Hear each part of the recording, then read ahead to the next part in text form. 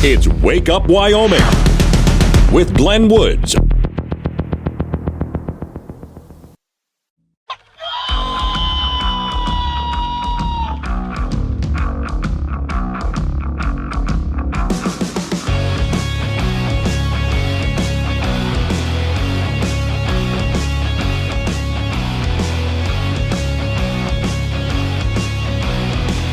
Six the time. It's Wake Up Wyoming. It's a Tuesday, which means you don't have to put up with Monday anymore.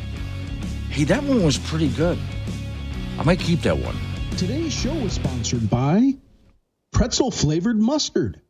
Why eat the pretzel when you can just eat the mustard? No chewing involved. Warning, this show contains reference to guns, liberty, limited government, low taxation, the cult of climate change, free thinking, cigar smoking, short people, rubber chickens, Karen's bureaucracy, liberal buzzwords, tour runs, traffic, toilets, terrible jokes, and more. No apologies will be issued. Guest callers may express any opinion they want without fear of being canceled. Unless you're a loudmouth jerk like Dave, then Glenn will hang up on you. Strap in, hold on to your coffee, and feel free to participate. This disclaimer does not refer to every person named Dave, just one particular Dave from San Francisco. We know a lot of Daves. They call this show all the time, and they're great people. So don't call this program and complain that we use your name. That would be a real Dave move, Dave. This morning, most mornings, just so you know, I'm working on stuff up to the very last second before I get on the air, just because after decades of doing this, I still have paranoia about having enough material. And this one was something that I slapped together quickly. I mean, literally moments before I turned on the microphone. I was still putting this together for you. Let's go up to some of the fires that are happening in Johnson County. And yes, we've been talking a lot about those. Hopefully relief is on the way. Been watching Don Day's forecast on this. We get into Thursday, Friday. We start into late Wednesday, then Thursday and Friday. There's a good chance of some substantial snow in that area. Also around the Togety Pass area, too, which, if it doesn't completely put out the fire, it will certainly help those firefighters get a handle on things. This is what we've been needing. So, been watching that forecast. In the meantime, so this was mentioned, if you ever watched the Fox News television show The Five. I've seen a few episodes of it. They're pretty good. It's a panel of 5 people. East Coast time, they come at 5 o'clock. And they sit around and just talk about the issues of the day. And one of them, Dana Lash, remember she at one point was the White House spokesperson for George W. Bush. And she's a Wyoming girl. So she brought up, during their closing segments each, I think they call it one more thing.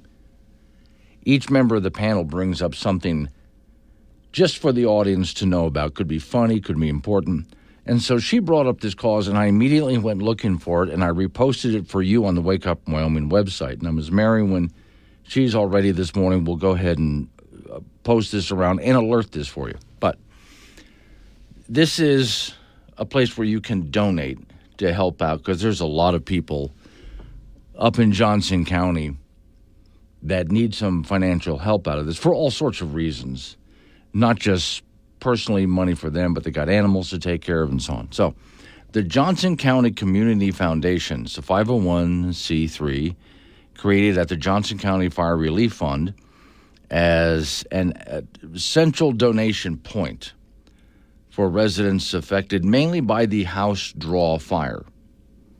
Now, since then, of course, there's been other fires up in the area, the Elk Fire as well. This is mainly for the House Draw Fire, which, as you know, was somewhere between KC and up to Buffalo, and that was a huge area. Now, what got me was when I drove the interstate last time I did that, I was looking, especially when I was around KC, between KC and Buffalo, I was looking for where the fire was, and it's further away from the interstate. So you can see a little bit of it when you're around KC, but most of it's much further away from the interstate than that, more toward the east. But it's a huge area, as you know. So they've put a fund together to help those folks out. And you can go to the website right now. Just like I said, just before I got on the air, I was putting the final touches on this story. And it covers things like fencing, not covered by government disaster programs, wildlife-friendly fencing or 4-wire or less approved spacing, ranch infrastructure not covered by disaster programs or insurance for that matter, invasive weed species, and pest management. So the good news about all of this fire is, now we've talked about this before, when this finally starts to come back, let's say later spring, because a lot of rain is going to fall. We're going to have a lot of snow, and springtime comes around and everything starts to bloom again, and those areas that were burned are going to look magnificent. But, of course, ranchers and farmers out there don't want the invasive species to come back. So that's part of what – I even had the governor on talking about this. Governor Gordon has property near the area, which is mildly impacted. He got lucky on that. But that family ranch, so he talked about even cheatgrass coming back. Grass habitat restoration improvement projects, assistance offsetting lost income. And that has a lot to do with people just keeping their homes, also including rent and outfitter and things like that. So quite a bit of it, what they're asking for is everybody that wants to help out with rebuilding. It's going to take a while to rebuild out there. It really, because you're talking about fencing and other ranching that's been going on for generations, and generations worth of work is gone. So they have to start all over again. And you can imagine how not just time-consuming but expensive that's going to be. And during this time of reconstruction, they're not going to be earning a whole lot of money, are they? If any. So what helps them make it through this? So this is the opportunity to do so. So let's see. The story says it was a 272 square mile area that burned for 35 hours. And I remember talking to you guys about this when this first started. All started with just a lightning strike that got out of control and just burned this huge area out there. So for those of you who would like to help out, in fact, while I'm talking to you, I'm looking at something here. Hang on, I'm going to make a slight adjustment and update that. There you go. That's going to update the story just a little bit. And you can go ahead to the Wake Up Wyoming site, use your app to get there. Or again, later on this morning, Miss Mary I'll talk about this several times this morning. We'll go ahead and alert out the story, and it's got the links in it where if you're interested in helping them out, you can just go ahead and click on the link, and it will take you to the website. You can have a look for yourself. Johnson County Community Foundation, 501c3, created by the Johnson County Fire Relief Fund to act as a central donation point for Johnson County relief for those people who were in the house draw fire. The website's well put together. You can go ahead and ask any kind of help that you want.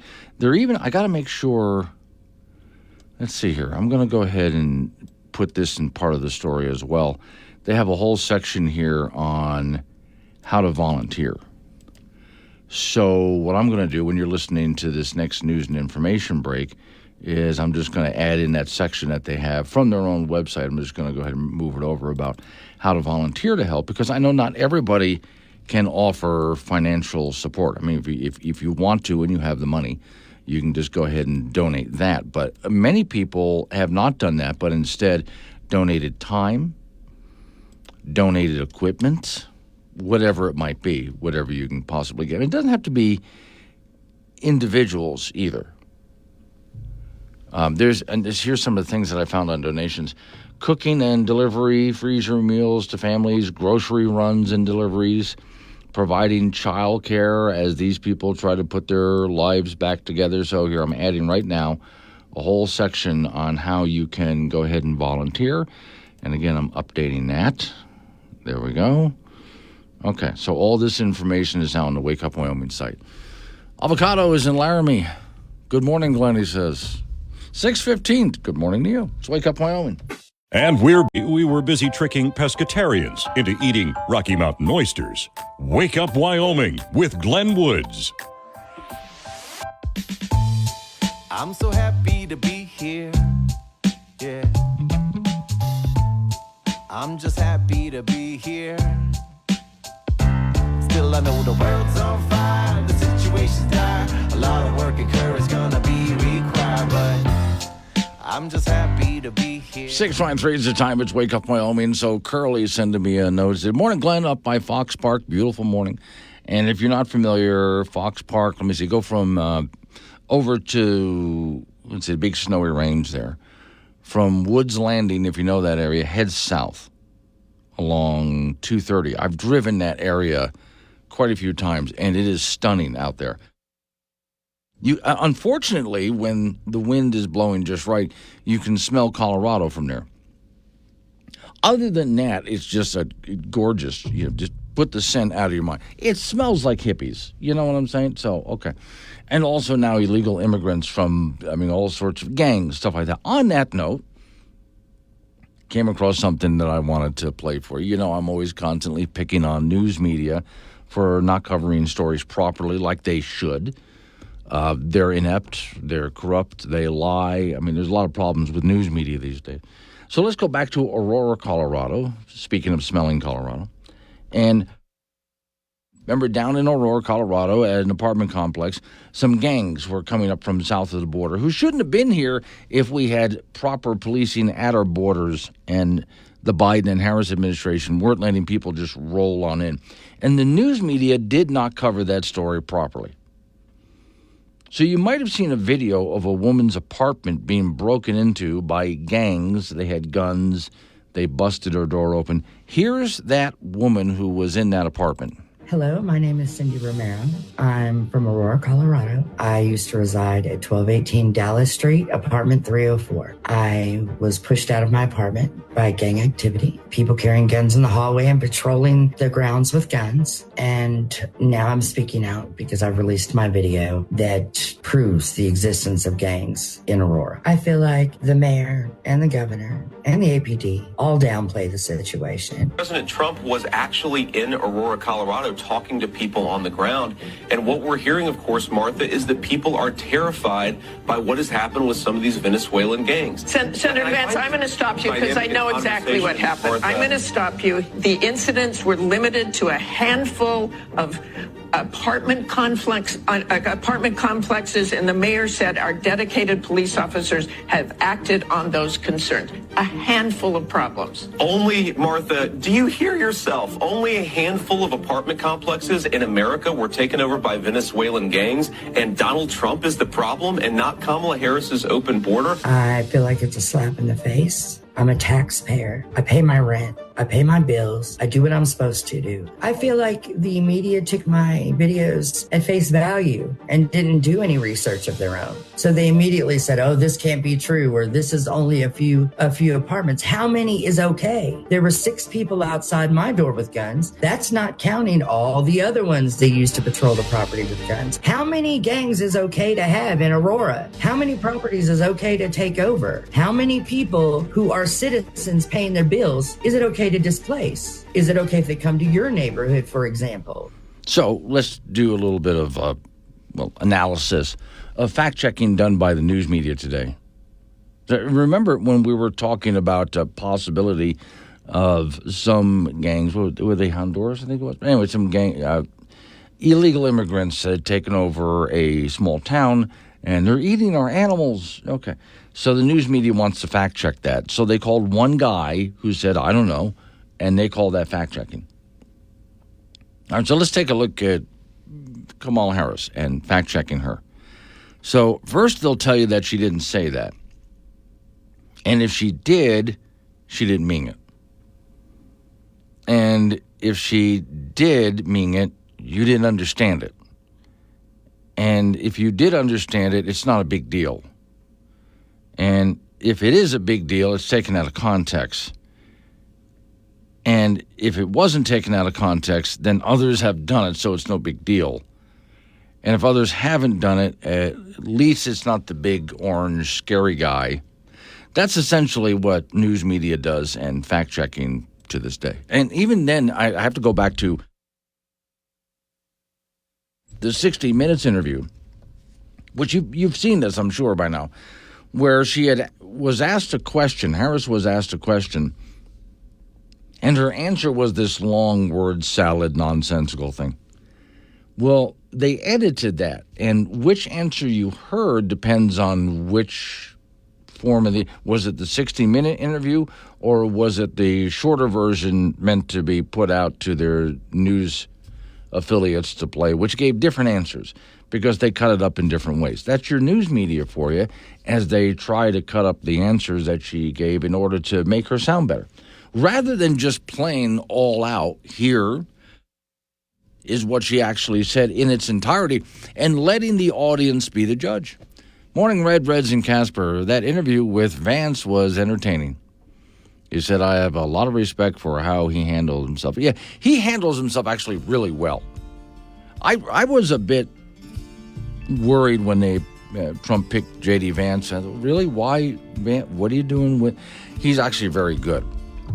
Vance says, really got my attention over the past month or so with the kinds of answers he gives and the way he handles the press. I mean, just absolutely dominates them and exposes them for the fools and liars that they really are. Coming up on some local news, right after local news update on your weather forecast, and you and I get back into it. Phone number to get involved, 888-97-WOODS. That's 888-97-WOODS. Curly says, that's Colorado? I thought it was Sasquatch. Well, the smell. He's talking about the smell. Some hippies kind of look like a Sasquatch. I understand the confusion. It's Wake Up Wyoming.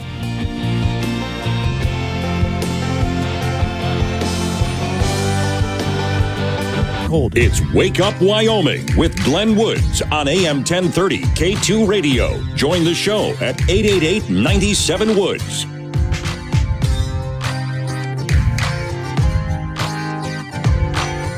.36 the time, but it's Wake Up Wyoming. All right, I got to answer Lee, who's in Laramie. Good morning, Lee.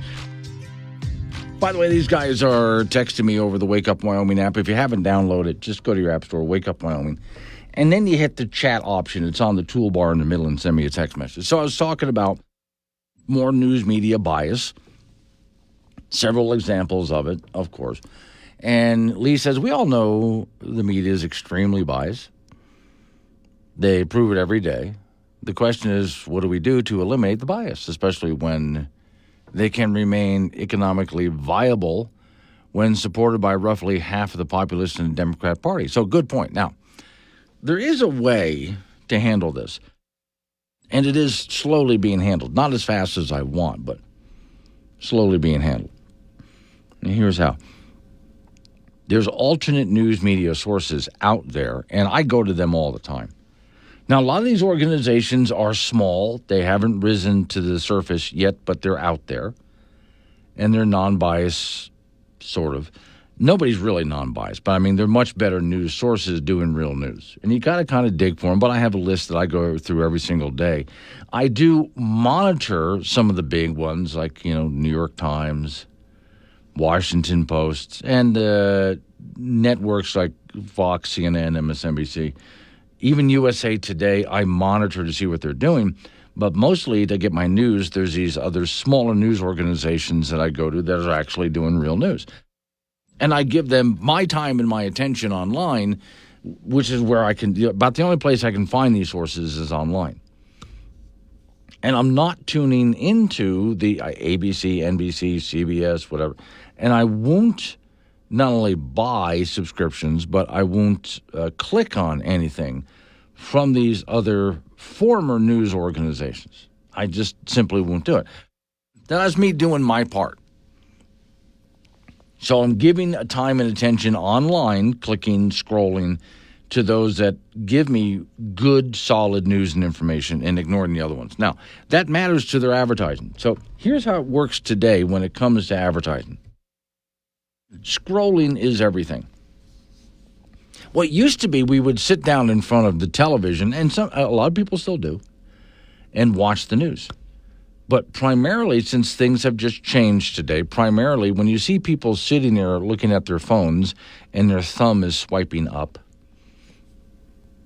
they're reading, they're looking for things to consume, and in part that is news stories. Right? So that's where most of the news is today, and the money comes from every time they pass by an ad. So let's say somebody sees a news story, which, oh, that's interesting, and they pop that news story with their thumbs, and they're reading it now. And as they're reading it, they're scrolling up. And every time they pass an ad, it's cha-ching, cha-ching, cha-ching. That's where they make money. And the algorithms out there on the internet are reading that. And it makes a big difference. The algorithms read that, and the algorithm will send more of the same to you because they want you. You like that? Well, we're going to send you more to consume. Whatever it is that you touched, clicked on, however you want to call it. The algorithm just assumes, oh, that you like that. I'm going to send you more of that. And if you do like that and you continue to scroll on it and read, well, now it's going to send you even more. And that's how ratings are decided today. Now, yeah, there are television news stations out there, and there are networks. I mean, ABC and NBC and CBS still do their evening news, but they're getting smaller and smaller all the time. They have laid off so much staff. Their revenue is so far down. I mean, really down. In fact, I used to even watch many years ago, on Sunday, I would sit in front of the television and watch all the Sunday talk shows. Today, I can't. I've tried. I just can't. It's garbage. And I used to love Meet the Press, Face the Nation. There was a time it was really good stuff. I won't even turn it on anymore. And so since I'm making other choices, that makes a bit of a difference. So if you want to support news organizations that give you real news, just like, Lee, when you sent me a text message here, that's supporting what we do here. Whenever you get on our Wake Up Wyoming app and use it, you're supporting us, and that helps us financially. Okay. So who else out there is providing news for you that you look at and go, oh, that's good, I like them. Go to them and read their stuff and continue to read and swipe and, because that's currently that's the method we're using to get out most information, and that's where most of the revenue is coming from. And for those other news organizations out there, you're doing your part at that point, but other people are getting sick of it. So CBS, NBC, ABC are fading. CNN's having a big problem. I don't know how MSNBC is still hanging on. They must have some supporters out there, but they're not doing well. 6:42 is the time. Take Glenn anywhere with the Wake Up Wyoming mobile app. Wake Up Wyoming with Glenn Woods on AM 1030 K2 Radio. 6:48 is the time. It's Wake Up Wyoming. Off to the icebox we go. Frank Gambino is waiting by. So, Frank, apparently Wyoming's captive breeding program for jackalopes is going well. Well, what? That's what I said, too. I didn't know they would need help because aren't they kind of like a rabbit thing? Don't they live in the ground there? Yes, if they're like a rabbit thing, they wouldn't have problems breeding, right? That's what I think. I would just, but there is a problem breeding. Is there? You don't see them. Oh, okay. So they don't see each other that well. No, we don't see them. We don't see them. Because if there was if they were breeding, then we'd see them all over the place. All over the place. Well, I see the ladies everywhere, the does. They're the ones without the horns. But the males are kind of hard to spot. But this all came about when someone's got a very nice looking little pin you can wear. Either you can put it on with a needle pin, or it'll clasp if you don't want to put a hole in your shirt. And it's a nice picture of a jackalope on it. It's a metal pin colored in. And it says Jackalope Captive Breeding Program Cryptid Conservation Corps. So, as in... Well, now that they have a pin... It is official. It is. That's what I said. All you need is a pin, and everything is official. It's okay. That's what I thought. As soon as I saw the pin, and it's for sale right now, then I thought, well, then it has to be true, right? Well, of course. Yeah. If you have a pin, everything is true. So I might have to go ahead and buy one of these pins. Again, I didn't know that we have a captive breeding program for other things. Like, remember the black-footed ferret? Yeah, that's legit, yeah. We thought that was dead, that it was extinct. And then somebody found some, and so they were captured, and they were put into a program, and they bred, and now there's a bunch of them out there, and they're back in the wild again. Okay. So, is there anything else that we're missing here that needs a pin to breed? I don't know.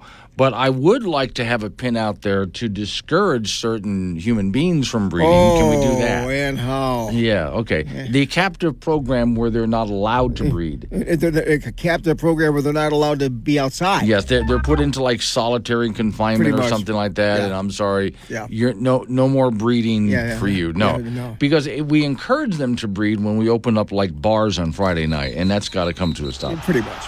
All right, in college football, the Wyoming Cowboys will take on San Jose State in California coming up on Saturday. The Pokes are 1-5 overall, 1-1 in Mountain West play after a tough 27-24 loss to San Diego State over the weekend. The injuries are still piling up for the Cowboys. Linebacker Connor Shea is out with a shoulder. Offensive lineman Alex Kahn is out with a lower body injury, and this is an offensive line that's already down 3 guys with Wes King, Jack Walsh, and Nate Geiger missing time due to injuries. Defense, both of the safeties still out, Isaac White and Wyatt Eckler, and also at linebacker Shea Suanoa is questionable in the game with a concussion protocol. Now, San Jose State is 4-2 overall, 2-1 in Mountain West play. Their last game was a 31-24 loss to Colorado State. The week before that, they beat Nevada 35-31. Then the week before that, they lost to Washington State in 2 overtimes, 54-52. The Cowboys are 11-point underdogs in the game. 11. As a 2 p.m. start from San Jose. We'll have that for you on K2 Radio in Casper and KOWB in Laramie. In the National Football League from last night, Buffalo over the New York Jets 23-20. Former Wyoming Cowboy quarterback Josh Allen, who commands the Buffalo Bills, 19 of 25 for 215 yards and 2 touchdowns and 1 rushing TD. That was almost an unwatchable game with 22 penalties. Also in the NFL, Logan Wilson, the Casper native, former UW Cowboy, the middle linebacker for the Cincinnati Bengals, had 5 tackles in their 17-7 win over the New York Giants on Sunday night. Wilson was in there for all 79 defensive snaps. Linebacker Chad Boomer with the Jacksonville Jaguars made 4 tackles in their 35-16 loss to Chicago. And defensive end Carl Granderson, another former Cowboy for New Orleans, with 2 tackles in their 51-27 loss to the Tampa Bay Buccaneers. Junior college volleyball, Casper College is 6-19 on the year after a win over LCCC on Friday, then a loss to Eastern Wyoming the next time out. They will host Western Nebraska tonight at 6 p.m. The LCCC volleyball team 9-15 after that win over Casper College, and then also a win over Western Wyoming. They will host Eastern Wyoming tonight. In the Major League Baseball playoffs in the National League, the New York Mets over the Los Angeles Dodgers 7-3. The Mets scored 5 times in the 7th inning, so that National League Championship Series is tied at 1 game apiece. Game of 3 will be tomorrow. In the American League, the New York Yankees over Cleveland 5-2. The Yankees pitching was just awful in that game. They gave up 2 home runs. They walked 9 guys and threw 5 wild pitches. And Game 2 will be tonight in the Big Apple. That's it in sports. Okay, is there any Cowboy out there that's not injured for the next game? Well, there are some. Okay. But this is just a way too many. Yeah. And they weren't good to begin. The team hasn't been very good to begin with. Right. And this does not help because it doesn't seem that the Cowboys' depth is very good. Yeah. You know, it gets real thin, and between the first string and the second string, you lose a lot of ability. Yeah. And other teams know it. They're like, oh, we haven't seen you before. Let's pick on you. Oh, you were the guy who was warming the bench. Yeah, you probably and now you're in the game? have a couple of blisters from sitting on that bench for so long. So now you're out here. Okay, well. And they will expose you. Okay, so I'm sorry, I don't want to say this, but it's not going to be a good year all around. It's not. Not going to be. All right, thank you, Frank. Coming up on, I always like to hold out hope for things, but coming up on local business, news time, weather forecasts, it's Wake Up Wyoming.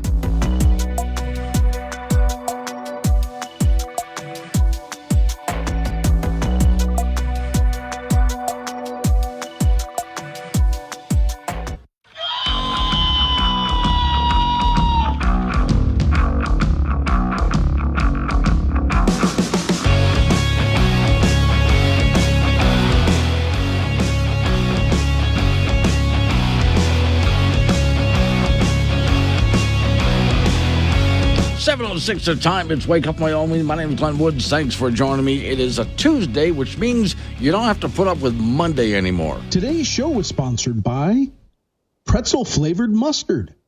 Why eat the pretzel when you can just eat the mustard? And if you're toothless at this point in your life, no chewing involved.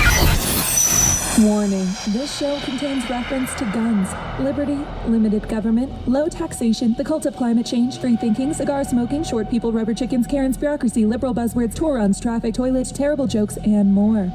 No apologies will be issued. Guest callers may express any opinion they want without fear of being canceled. Unless you're a loudmouth jerk like Dave, then Glenn will hang up on you.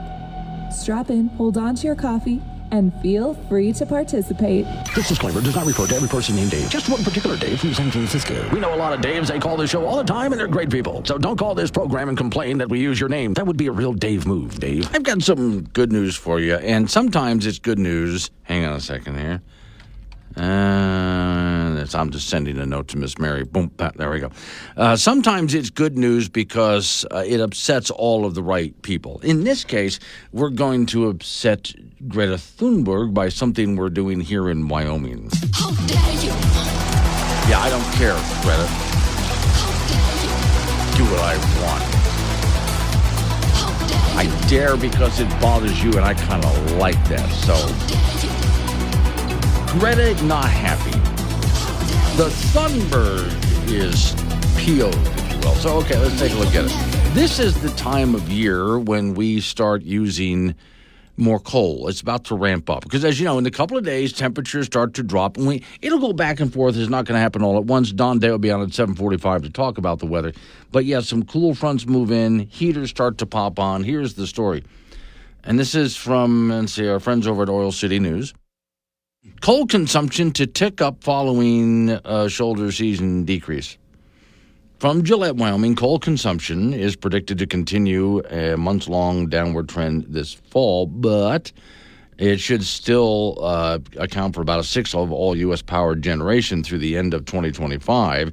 There's an uptick for the season as we get in. I mean, it's one thing when we turn on our heaters and so on in the summertime, but especially when we get into the wintertime, there's always a bit of an uptick there.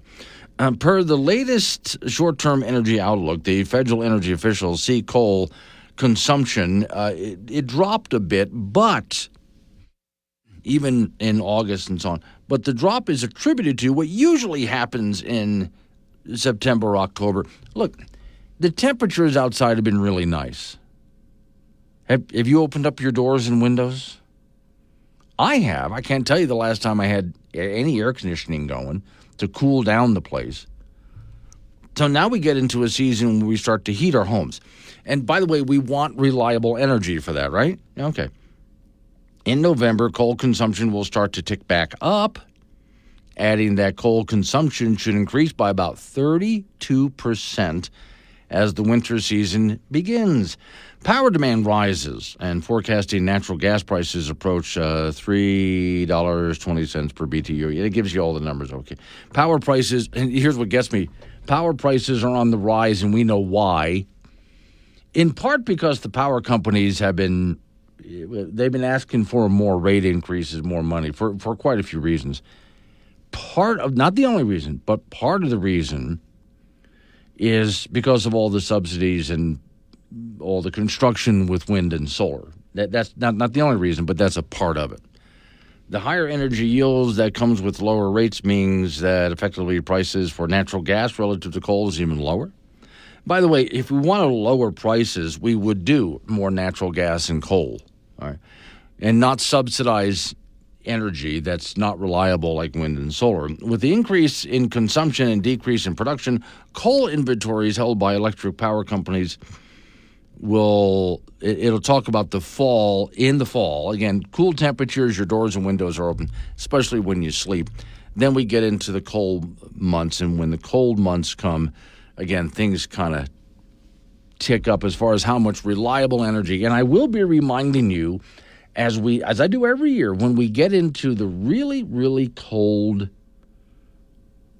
months, even when that cold Arctic push comes down, as it does every so often, and our temperatures drop down into the single digits or negatives, I always like reminding everybody, if you're nice and toasty inside right now, it's not because of wind and solar. That's not what's doing it for you. Now, at the same time, there's several stories that I have here, and people have sent me these stories about solar farms that have been hit by The recent hurricane in Florida, for one thing. Here's one of them. There was a lot of tornadoes with this last hurricane that hit Florida. A lot of tornadoes. And it's a big mess.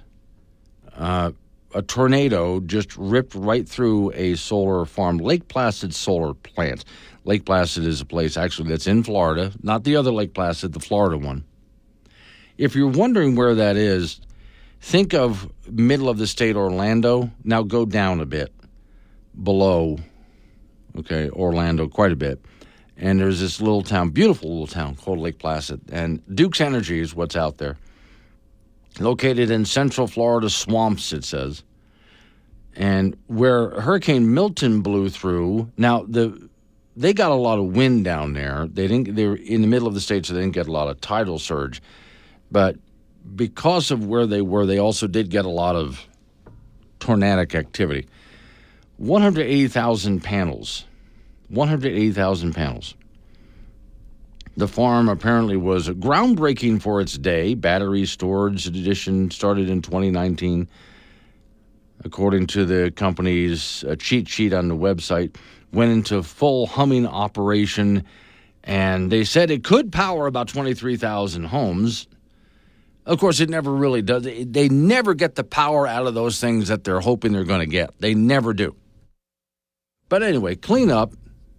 Now we're going to have to clean up all of that with, as I've said before, toxic solar panels. Remember, these things are toxic to create and toxic to dispose of.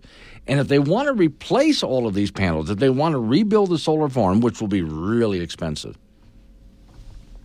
remember, they can't do it without use of petroleum and coal. If you want to make solar panels, you are going to have to use petroleum and coal. Those are ingredients in solar panels. The story says now they're lucky, as with all of these renewable fantasy sites, they will have to have fossil fuels, or organic fuels as I call it, back up to maintain function while they repair the solar site. Well, no, to get the coal plants, Florida has some nuke plants, they have natural gas and so on. To get them up and running is actually pretty easy by comparison. I'm not saying easy, but I'll say easy by comparison. The 43,000 customers out of 60,000 and the base who still are without power Friday morning, the story says, getting little, and then, if anything, from the solar site.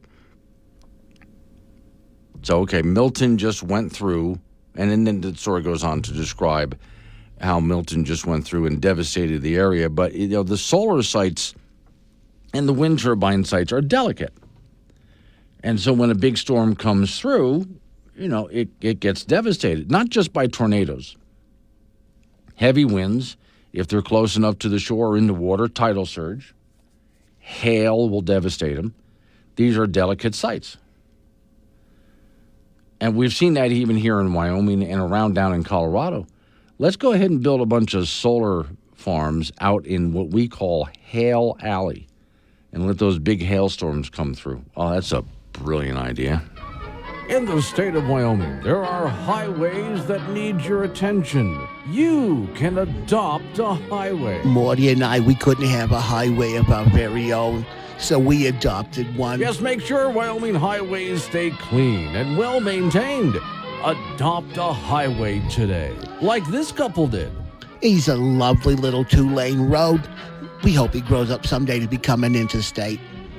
The best talk show host in the state, within his price range. Tune in to Wake Up Wyoming with Glenn Woods, weekdays at 6. 7:21's the time. It's Wake Up Wyoming. Hang on a second. I got to find out what Steve over in Casper is talking about. He's sending me note. Steve, I just kind of came in a little bit late on what you were saying. He's texting me on the Wake Up Wyoming app, and I look over and all I see is stuff like pigs. Like, what the hell is he talking about?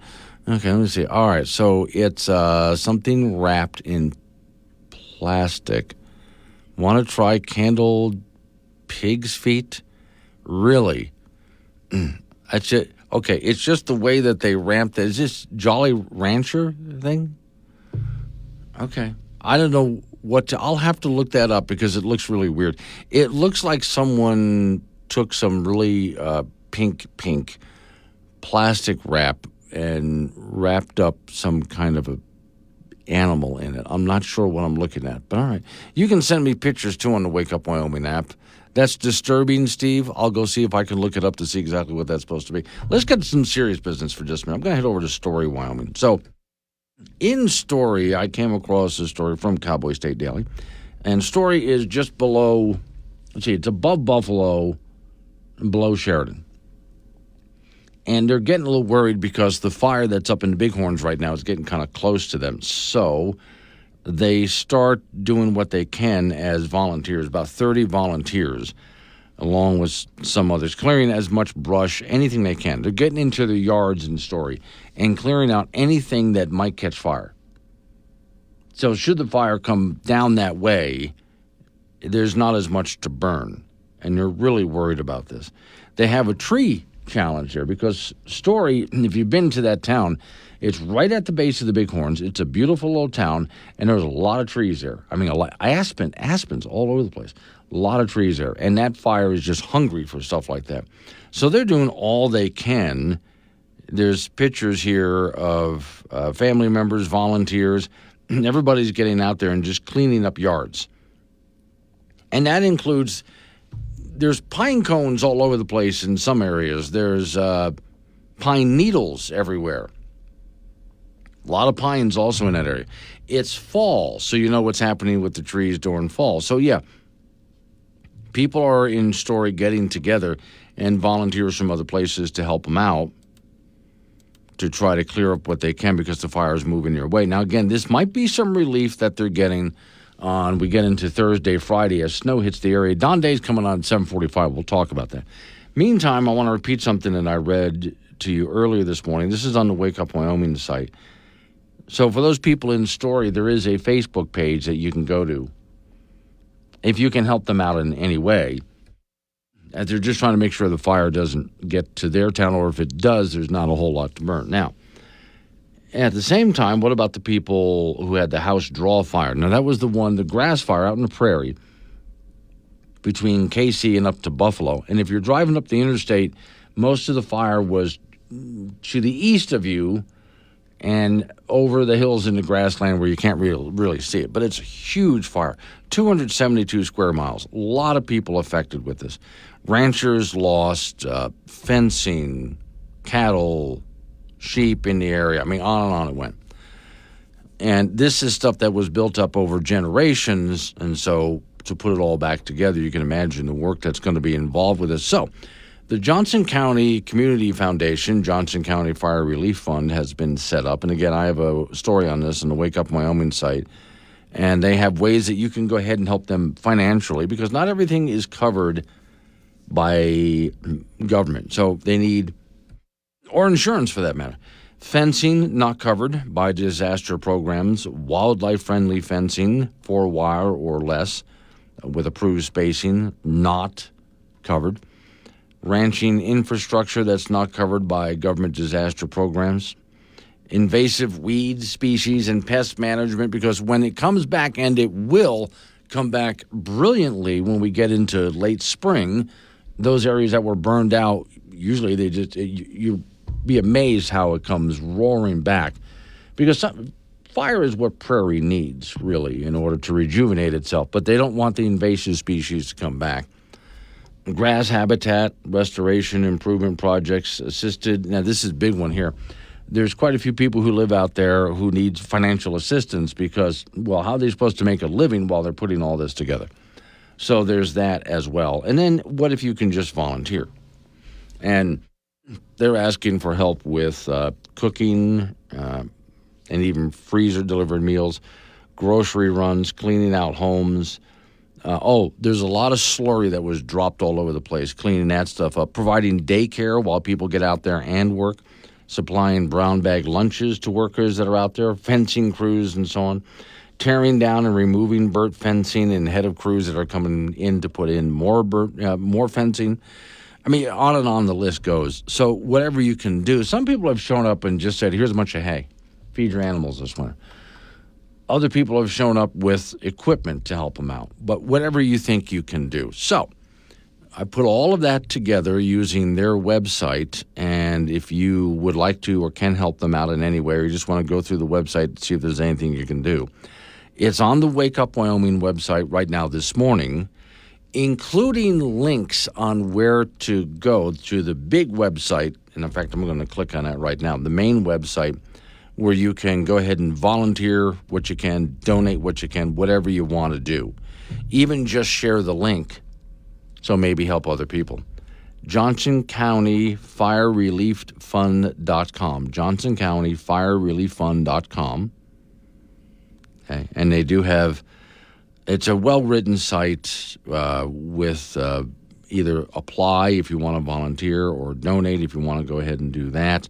85% of what was burned was on private land, and so that means a lot of usual government relief from the federal government is not available because so much of it was on private land.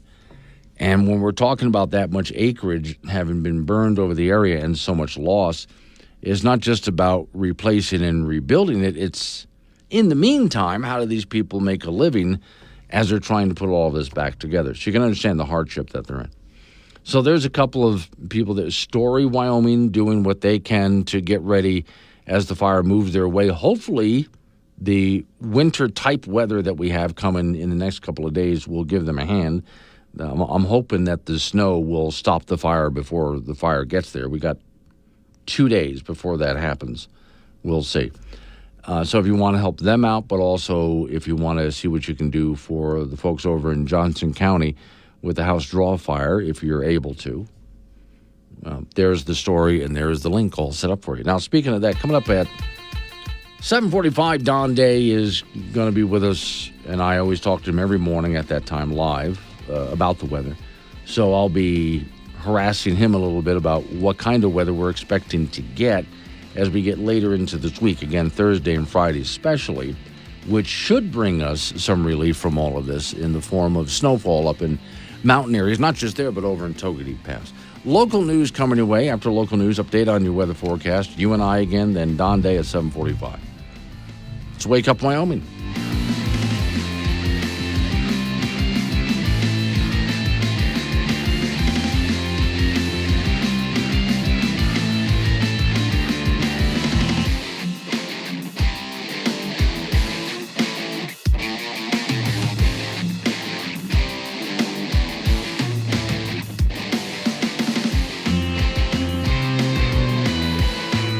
Wake Up Wyoming with Glenn Woods on K2 Radio. Join the conversation at 888-97-WOODS.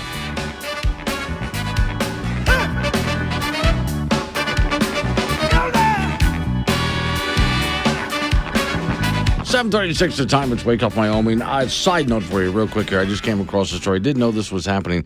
Raleigh, North Carolina, and North Carolina Lieutenant Governor Mark Robinson.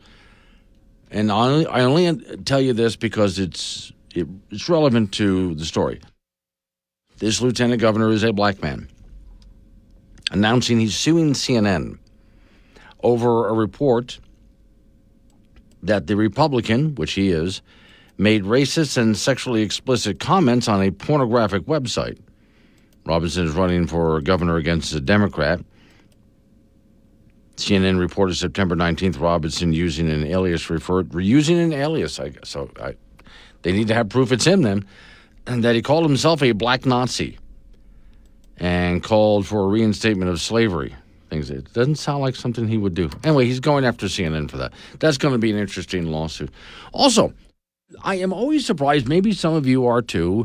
On occasion, I show up at some event somewhere, and there's somebody standing there wearing a mask, like back in the COVID days. And I wonder why. I'm tempted to ask them, but then again, I don't want to go there. But I'm really tempted to ask, why are you wearing? And I would love to explain to them how pretty much ineffective the masks are. But they wear them, and, it's their call, their choice. That's what they want to do. I'm just a little confused by it. Well, let's go to California. Several Bay Area counties in California will require healthcare workers to mask up from November 1st through March, April. This is, cold and flu season. So therefore, their workers have to have masks. Counties say they're imposing the rule to try and stop the spread of COVID-19 and flu and other such seasonal viruses, while the mandates aren't as widespread as the ones public health care officials imposed in 2020 and 2021. They do go against the grain, says the story. The places have moved on from pandemic rules, and some areas have considered a ban on face coverings because of the thieves, the gangs, and so on, the protesters who used masks to cover up their faces. And they like using the COVID mask. So where we've talked about this before, where New York has even put a ban on face masks. So for those people who were still wearing face masks because of COVID, in some cities around America, mostly Democrat-run, it's become illegal to wear those masks. You can go ahead and get sick. Go ahead, get sick. We are sick and tired of the thieves, the crooks, the criminals, the gang members, the protesters who wear masks to hide their identities.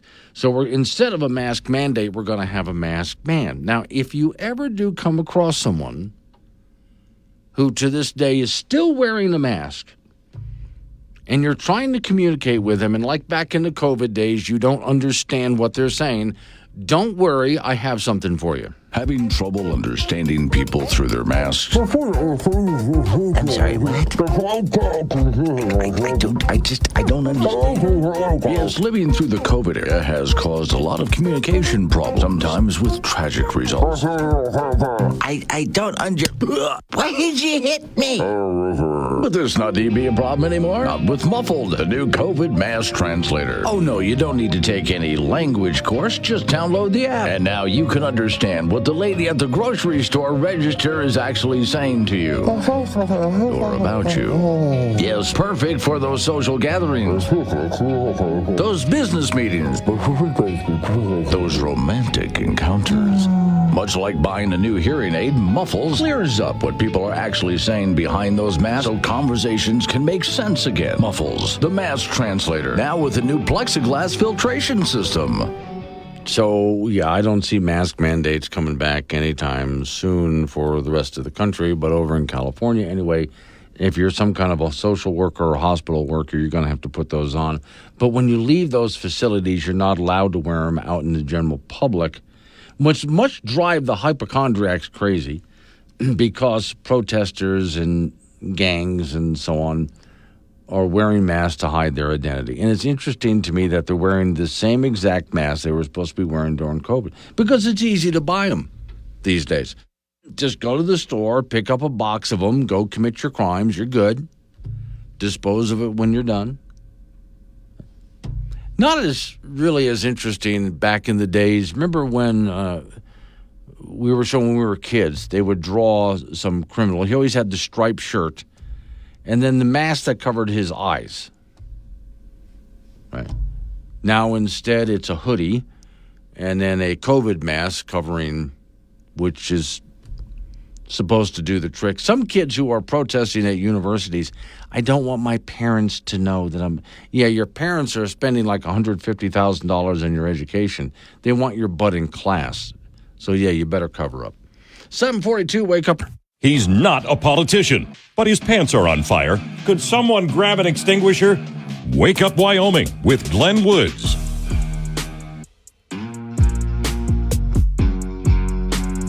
$7:45 is the time. It's Wake Up Wyoming. My name is Glenn Woods. Off we go to talk to Don Day from Day Weather. So, from what I'm gathering from your forecast, Don, we just got to hang in there for 2 more days.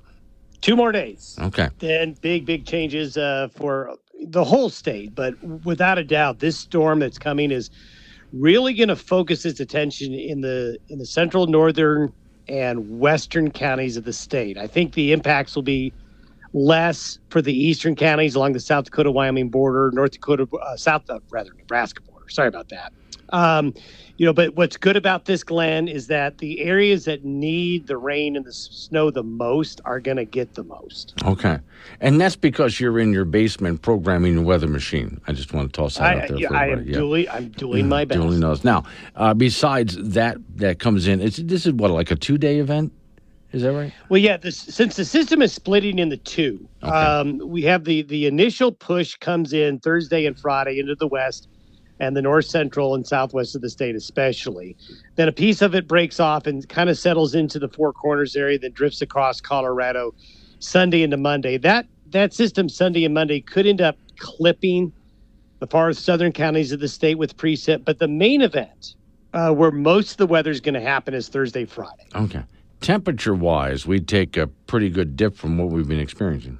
Well, yeah. Now the good news with this front is it doesn't have any Arctic connection to it. It's a cold Pacific system, so it's certainly going to get cold, and it's going to get cold enough to snow all the way down to the plains in those areas that we just mentioned. I'm getting more confident that the first accumulating snowfall for the southwest corner, the west central parts of the state, maybe even into the plains on the east side of the Bighorns. It's going to be cold enough for that, but this isn't I wouldn't call this a severe cold outbreak. We'll drop well below freezing in those areas. Many areas will have their first really solid hard freeze, but at the same time, temperature's probably going to start to bounce back up a little bit by Sunday and Monday, but another front's going to cool us off midweek next week. And so this would be the time, if you haven't done it already, blow out those sprinklers. Last chance. Last chance. I know some people are still watering. I mean, I've seen flowers on people's doorsteps. I mean, it looks beautiful for mid-October, but if you want those plants to keep going, you're going to need to bring them in. And to your point, if you haven't blown out your sprinklers yet, you're dragging your heels a bit. Here's your 5-minute warning. All right. He said 5 minutes. Did you get that? Clock's ticking. All right. Yeah. Thank you, Don. Bye-bye. Appreciate it. Yeah, I thought about that, too, because I saw some people around where I am watering their lawns and so on. I'm thinking, okay, time to just get that done, blow it out, because here it comes. Off we go to the icebox. Frank Gambino waiting by. So, Frank, in your travels, yes, I know that you're heading up I-25. You get to Wheatland. You pull into the Conoco gas station. You ever go into there? I think I've been at every gas station. Every gas station in the state, they probably... Well, no, every gas station in Wheatland. Oh, Wheatland. Oh, well, that's not many, but okay, there they are. Now, the Conoco station caught my attention. I've been in there a few times. And if you want to see what I'm talking about, I put a post up on the Wake Up Wyoming site, because it's not just a gas station inside. What is it? First off, they have ice cream, just so you know. But then, while you're at it, there's nowhere you can go that you can't see signs. The tin signs I have here, like the one in front of me that says, "Attention, all disputes will be solved by rock, paper, scissors." Okay. Signs like that all over the place. Now, they have other fun stuff to buy, too, that people would just love. Nothing that you need, but everything that you want. Well, right? Of course, yeah. So here's a pretty lady holding an apple. It's a tin sign. An apple a day will keep anyone away if you throw it hard enough. See? This very, is great very stuff. true. Yes, However, accuracy counts. That's true, yeah. Because if you miss, you hit somebody. Then they're going to still bother you. Door knockers, please note. You put this on the front door of your house. This house charges $20 per minute to listen to sales pitches and or religious messages. This charge is payable in advance. By knocking on this door, you signal your agreement with the terms outlined above. I need that on my house. What about all those vacuum salesmen and people who need to sell encyclopedias and stuff? Here's a metal sign with a picture of a really cute black Labrador. I like big mutts, and I cannot lie. Okay, now this is one for those people who have college students at home that need to leave. Parking for undecided students living off parents. Violators will be towed. They don't even have cars. No, they don't. No. There's great bumper stickers there. Oh, and here's one we need for your office. Yes. It doesn't say sorry we're closed. It says sorry we're drinking. Yes. Okay. Well, if I could actually get in it sometimes, you got to kind of weed through all the tubs of stuff that's in there. I think I have a refrigerator buried in the T-shirts. Somewhere in there, yeah. A caution sign, Bigfoot mating area. Well. Yeah, okay. It goes on and on like this. So as you walk around. In the Wheatland gas station. Yeah, so what you do is when you pull into Wheatland, Wyoming to fill up, and you go into the Conoco station there, you will find it's a nice looking little gas station, and you just think it's a gas station. Then you walk in, and they have hoodies and T-shirts and bumper stickers and on it goes. The store is absolutely packed. You'll have a great time. All right, I'm on it. College football, the Wyoming Cowboys will be at San Jose State coming up on Saturday afternoon. The Cowboys are 1-5 overall, 1-1 in Mountain West Conference play after a 3-point loss to San Diego State at home back on Saturday in Laramie. The injuries have been affecting this team mega, and they keep piling up. Linebacker Connor Shea will be out this week with a shoulder injury. Offensive lineman Alex Kahn out with a lower body injury. Plus, 3 other offensive linemen have been shelved due to injuries: Wes King, Jack Walsh, and Nate Geiger. That's not a good scenario at all. Isaac White and White Eckler, the 2 safeties, are both out with injuries, and linebacker Shea Suanoa was questionable within the concussion protocol. This is not very good, considering the team has not played very well. San Jose State is 4-2 overall, 2-1 in league play. They lost to Colorado State their last time out, 31-24. They beat Nevada 35-31, then lost to Washington State in 2 overtimes, 54-52. The Pokes are 11-point underdogs in the game. That shows you where the program stands as of right now. 2 o'clock start from San Jose on Saturday. We'll have that for you on K2 Radio in Casper and KOWB in Laramie. National Football League from last night, the Buffalo Bills with former Wyoming Cowboy quarterback Josh Allen improved to 4-2 with a 23-20 win over the New York Jets. There were 22 penalties in that game. Allen was 19 of 25 for 215 yards and 2 passing touchdowns and 1 rushing touchdown. Also, former Wyoming Cowboys playing on Sunday. Logan Wilson, the Casper native, the middle linebacker for the Cincinnati Bengals, had 5 tackles in their 17-7 win over the New York Giants. Wilson was in on all 79 defensive snaps. Linebacker Chad Muma with the Jacksonville Jaguars had 4 tackles in their 35-16 loss to the Chicago Bears in London. Carl Granderson for the New Orleans Saints on the defensive line with 2 tackles in their 51-27 loss to Tampa Bay. In junior college volleyball, Casper College is 6-19 on the year, and they will host Western Nebraska tonight at 6 p.m. The Birds beat LCCC over the weekend and lost to Eastern Wyoming, and LCCC is 9-15, and they have also posted a win over Western Wyoming, so they will host Eastern Wyoming tonight. In Major League Baseball, the New York Mets over the Los Angeles Dodgers 7-3 in Game 2 of the National League Championship Series. That series is even a 1 game apiece. The Mets scored 5 times in the second inning, Game 3 tomorrow. And the New York Yankees over the Cleveland Guardians 5-2. The Yankees hit 2 home runs in that game, and Game 2 of that series will be tonight in the Big Apple.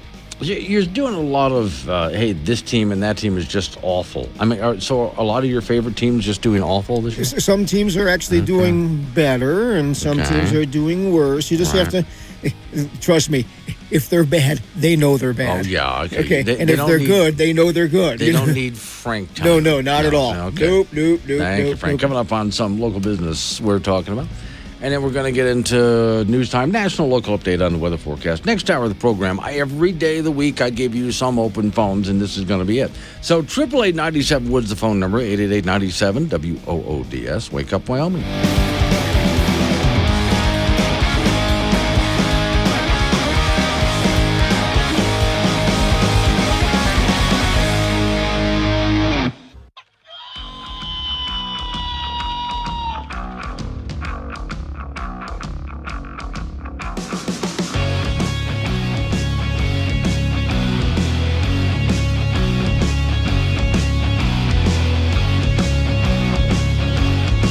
8:06 the time. It's Wake Up Wyoming. It is a Tuesday, which doesn't suck as much as Monday. No, hang on. Some of you are doubting me. No, really, it almost doesn't anyway. Today's show is sponsored by pretzel flavored mustard. Why eat the pretzel when you can just eat the mustard? And if you don't like chewing things, mainly because you ran out of teeth a while ago, that's just perfect. Warning. Wake Up Wyoming is about to enter daily open phones. This means that anyone will be allowed to call in and talk about anything. I mean, imagine if we actually allowed you on air to say anything you wanted. Scary, right? Well, we're just that brand of crazy. If you are offended by what other people think, then maybe you want to tune out right about now. Just saying. If you should choose to call, just remember, the more funny and interesting you are, the longer Glenn will keep you on the line. Obnoxious jerks will be hung up on. Dave. All right, strap in and let's do this thing.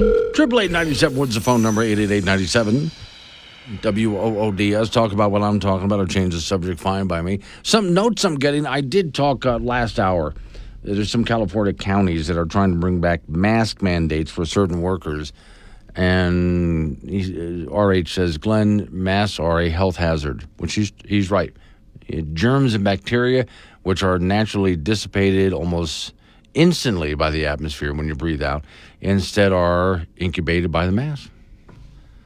He's right about that. Masks turned out, when you're wearing them all day long, okay, basically he says it's a petri dish of filth in front of your face. He's absolutely right about that. These things were never meant to be worn all day long. Now, again, doctors who are doing surgery will put one on because when they talk, they're going to spit some, we all do, and it helps gather some of the humidity coming out of their mouths. But other than that, you're not supposed to be wearing these things all day long. It really ends up causing more problems, and you think that you're solving with that. All right, now, question for you. This is by Wildfile here in Wyoming. And I thought it was an actual interesting question to bring up, let you think about. Some of the wildfires that we've had this season have been caused by lightning. We've had some thunderstorms come around that had very little rain in them, but a lot of lightning. And then, of course, since we're not getting the rain with it, things are not soaked. There you go. There's your fire. There have been, one fire was actually started by a guy who flicked a cigarette butt. There was that. Then, let's see, there's a list of reasons. What about when utility lines spark? The question that Wildfile is asking is, should the utilities have to pay when it was their power lines that caused the fire? And I do know that the drier it gets, the more of those lines will spark. Okay, so that actually helps. So should utility companies have to pay for damages when their utility lines started the fire? Just a thought. Work on that for a bit. Head on over to Greg, who wants to talk about general human decay. Sounds like my teeth. Hi, Greg. Hey, good morning. Some of what rolls back to what you were talking about yesterday, but a lot of it comes down to you can trace a lot of this absence of responsibility, absence of personal, integrity and stuff like that back to when we stopped being citizens in the mid-'80s and we became consumers. Citizens have responsibilities. Consumers don't. They just consume. You sit in front of the TV and you watch, oh, I got to have this. Oh, I got to have that. Right. Well, that sure is cool. And then your brain gets dumbed down by watching Anonymous and Real Housewives of Atlanta. And, it's like, come on, dig a hole, start putting these people in it, and let's get back to reality. And then even the utility thing is another one. Yeah. Because they are so good at throwing the responsibility for their faulty equipment onto the consumer. A good example is my local power company. I used to have, for lack of a better way to put it, one of those spinning meters, where the little things spin around and everything like that. Yeah. So they come out and they put a smart meter in. Well, my bill went it doubled.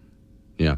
So I keep asking them, put one of the spinning meters back. Oh, we can't do that. Well, why not? Well, we just can't.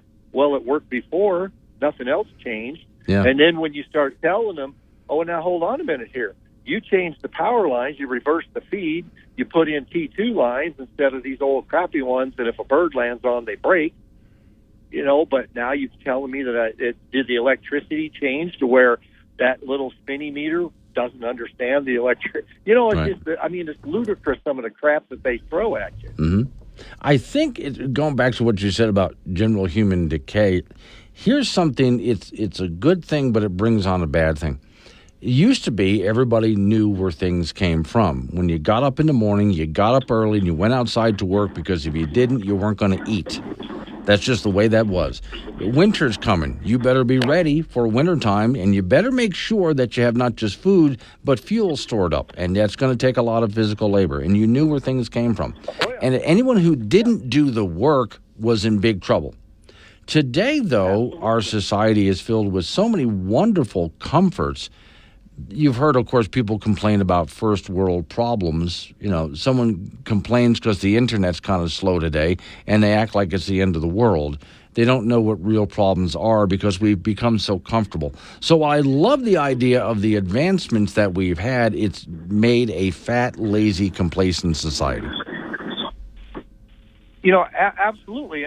And then that complacency and stuff, it spreads. If you want to genuinely risk your life in Laramie County, go on Highway 85 from 5 o'clock Friday night until about 9 o'clock. Because this caravan of Colorado people streaming north is unbelievable. I mean, and I live in that area. You're lucky if 1 out of 10 of those cars is from Wyoming. And then Sunday afternoon, the exact opposite. They all come screaming back from wherever they went. And the campers, Colorado has made all of its stuff so inaccessible that now they're all coming up here. And I think that they should be assessed a surcharge, out-of-state campers. You're going to come up here and use our facilities because we don't regulate them out of existence like Colorado does, then you should pay for it. Mm-hmm. I do know you get a bit of a break if you have a Wyoming tag. Oh, none of these guys have Wyoming tags. No, you don't. They don't, but you do. So you get at least a little bit of a break. All right, Greg. Thanks, right. Thanks for calling in. I appreciate it. Now, he covered a lot of territory there, but let me get back to what he was originally calling about, which is the human decay thing. That is something I think is a big problem today, that it's incredible the heights that we've reached as far as so much is taken care of for us.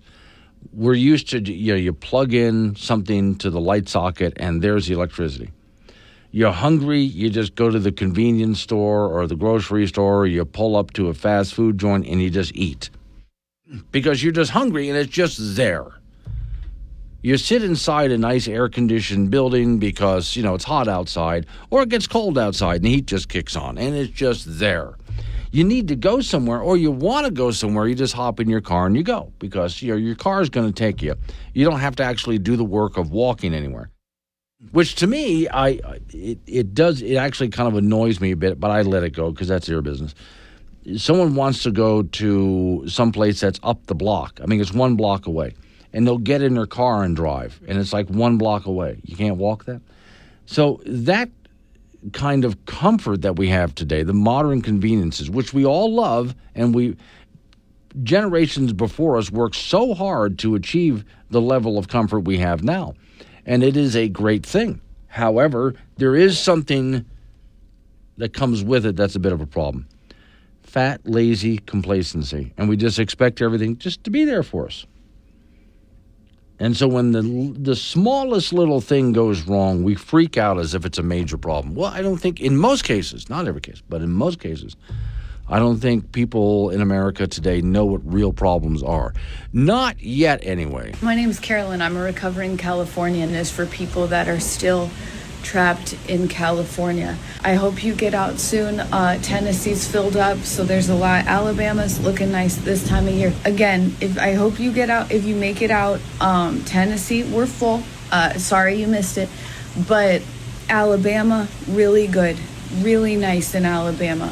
Kentucky is great. Georgia, it's dangerous, so maybe too much rain. If it matters in Wyoming, it matters to Wake Up Wyoming with Glenn Woods. Call Glenn at 888-97-WOODS and make your voice heard. AM 1030, K2 Radio. You can do what our last caller just did. Call me, interrupt me, change the subject, fine. 888-97-WOODS, the phone number. That's 888-97-WOODS. So, all right, Michael Moore, the so-called documentary filmmaker, which he's turned out a lot of garbage over the years. I think one of the worst ones he ever did was Sicko, which is where he tried to show how bad the American healthcare system was, and he wanted government-run universal healthcare. And this is how bad he is. This is how dumb Michael Moore is. To show how good healthcare system is in socialist countries where it's government-run, he took a bunch of sick people, put them on a boat in Miami, and took them down to Cuba to show off the hospital system in Cuba, as if that was some of the best healthcare in the world, which actually it's among the worst healthcare in the world. But that's Michael Moore for you. All right, so Michael Moore wants President Joe Biden to leave the White House a hero. According to the filmmaker, President ought to take advantage of full immunity and pass a bucket list of items. Now, I bet you're wondering at this point, what bucket list of items? Well, hang on. I will get, because there's some doozies in there. I mean, you're not going to believe. But it's going to show to you how dumb Michael Moore really is. But back to the phones I go. 888-97 Woods, the phone number, 888-97-WOOD. As off to Mills, Wyoming I go, where Jude is hanging by. Hey, Jude. Hey, you know what? You were just talking about that. I watched that sicko where he got a bunch of people on a boat and took them to Canada to get them health care. But anyway, the Board of County Commissioners is meeting tonight, and they're going to be discussing the senior citizen initiative that's going to be on the ballot in November. Mm-hmm. And I wanted to let people know about that. I did get in contact with Harriet Hagman Bobbis over the proposed solar farm out west of town by my house. And I put in with the county commissioners and the planning and zoning so that Rose and I can do a 15-minute PowerPoint. I figure if, they can allow those guys to sit and do their spiel for an hour, surely they can give the citizenry 15 minutes to give our side of this, right? Mm-hmm. Right. And I haven't heard back from them yet, so I'm hoping that I do in the next day or two, because the next meeting is next Tuesday. And we're going to be ready. We're ready now to show them through a PowerPoint what it's going to do to the property around there, what the wind does, just a whole host of things. But I wanted to remind everybody that we've got the county commissioners tonight. If anybody's interested in the senior citizens bill that's going to be on the ballot, to show up and voice your opinion. These guys, I have a friend that goes over there all the time, and he's an older gentleman. He said there's never more than 4 or 5 people in there. So this isn't about helping the elderly. This is about getting better money for the administrators. Well, I will say this much, though. What about all of the food that they deliver to elderly people who are having a bit of a problem taking care of themselves? That's Meals on Wheels. That's a totally separate program. Okay, separate thing. All right. Well, I do know they do that through the senior center as well. But okay, but you're talking specifically about money for the senior center. Yeah, well, it's going to work out to like $1.7 million in taxes on all of us out here, and we're going, wait a minute, we just got it with the Pacific Power, we just got it with Rocky Mountain, we just got it with property taxes. I mean, everything went up this year big time on a lot of us, and a lot of the elderly aren't fixed income, and they can't afford to have that taken out of their property taxes or another tax or another mill levy. And that's basically what it is another mill levy. And we're already at 12. If Natrona County would quit being so damn greedy and drop their mill levy down, it might be a little easier to take. But it's hurting a lot of people. And the guy that I know that goes over there for lunch, he says it's not that fantastic, if you know what I mean. Yeah, okay. And there's only 4 or 5 of them there. Meals on Wheels is a separate program. Okay. And they're totally funded by the public. All right. I do think, and I really want to know, you should be able to give a short PowerPoint presentation, because I think you have a good point. If those people who want the solar farm and those people who are going to profit from it too, it's a business, they are going to show up and give a nice PowerPoint presentation on why it would be good for the community, then those people who don't want it should be able to rebut with the same thing.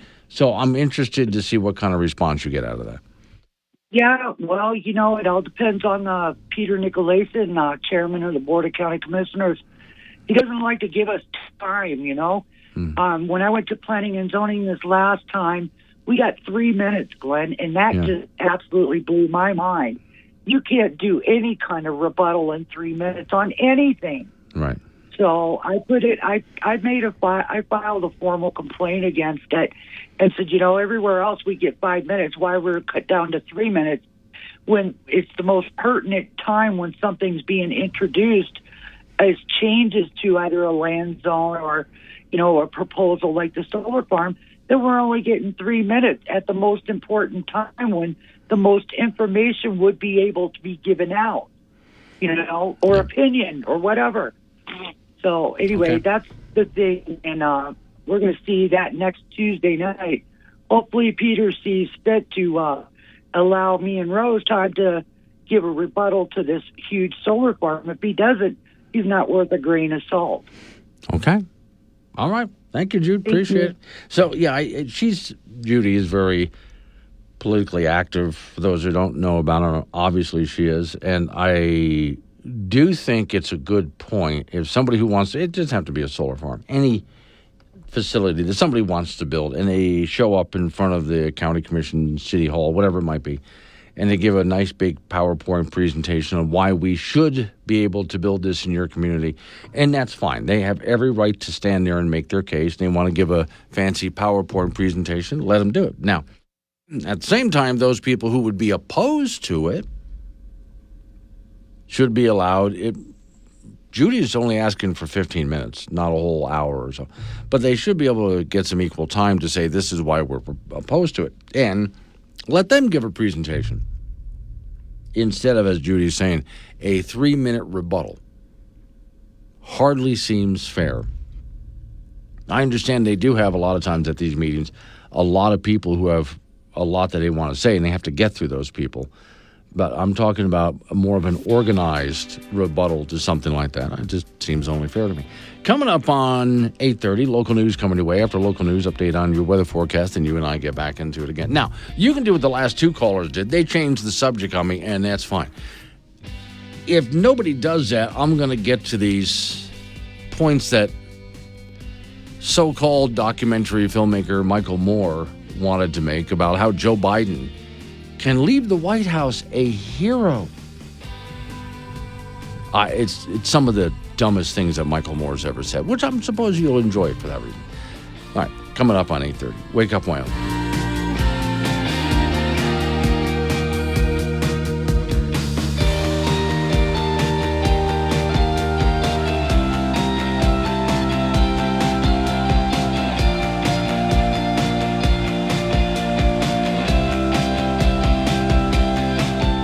Like a strong cup of coffee in the morning. Tasteless, but it'll get you through the day. Wake Up Wyoming with Glenn Woods. 8:36 the time. It's Wake Up Wyoming. So you can be one of the people who sends me text messages while I'm on the air, which is fine. You just go to the Wake Up Wyoming app and you touch chat and send me a text message and I answer back. Or you can call the show, 888-97-WOODS. That's 888-97-WOODS. It's open phones right now, so you can talk about what I'm talking about. Change the subject, I'll just kind of roll with it. That's fine. So, so-called documentary, because these were never really good documentaries at all. Filmmaker Michael Moore, who, by the way, is very anti-capitalist and finally was cornered some time ago into admitting that he made his living off of capitalism. He's made some good money. He's worth millions, and he made it off of capitalism. It was really had a hard time admitting that. But everything he does is a capitalist venture. All right.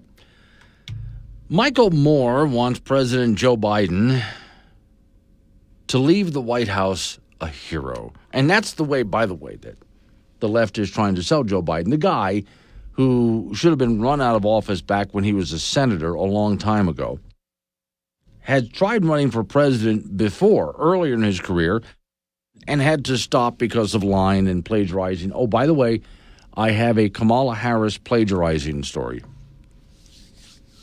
Well, according to the renowned filmmaker Michael Moore, the president also ought to take advantage of full immunity and pass a bucket list of reforms in his last 100 days in office. Here's a quote. With a simple stroke or two of your presidential pen, you can make life better for millions of people in ways you've never before dreamed possible, Moore wrote in his Substack on Saturday, referencing Supreme Court recent ruling on presidential immunity that provided sweeping protections for official acts, which is not what the Supreme Court meant by that. Michael Moore has created judicial uncertainty in Donald Trump's efforts. So here's what he wants to do. Officially declaring equal rights amendments as the 28th Amendment of the United States of the Constitution. A president is not allowed to do that, but that's what he wants to do. Just by stroke of a pen, executive order, we now have the 28th Amendment. He can't do that.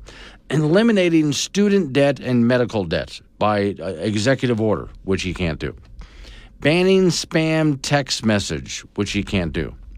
Guaranteeing clemency for non-violent drug offenders, and pardoning Edward Snowden. Just some of the things Michael Moore wants done, and he's got about 100 things listed there at the stroke of a pen, which he's not allowed to do any of those things, but that's what Michael Moore wants. Micah is in Cheyenne. Morning, Micah. Good morning. Well, two things, piggybacking on Judy's call.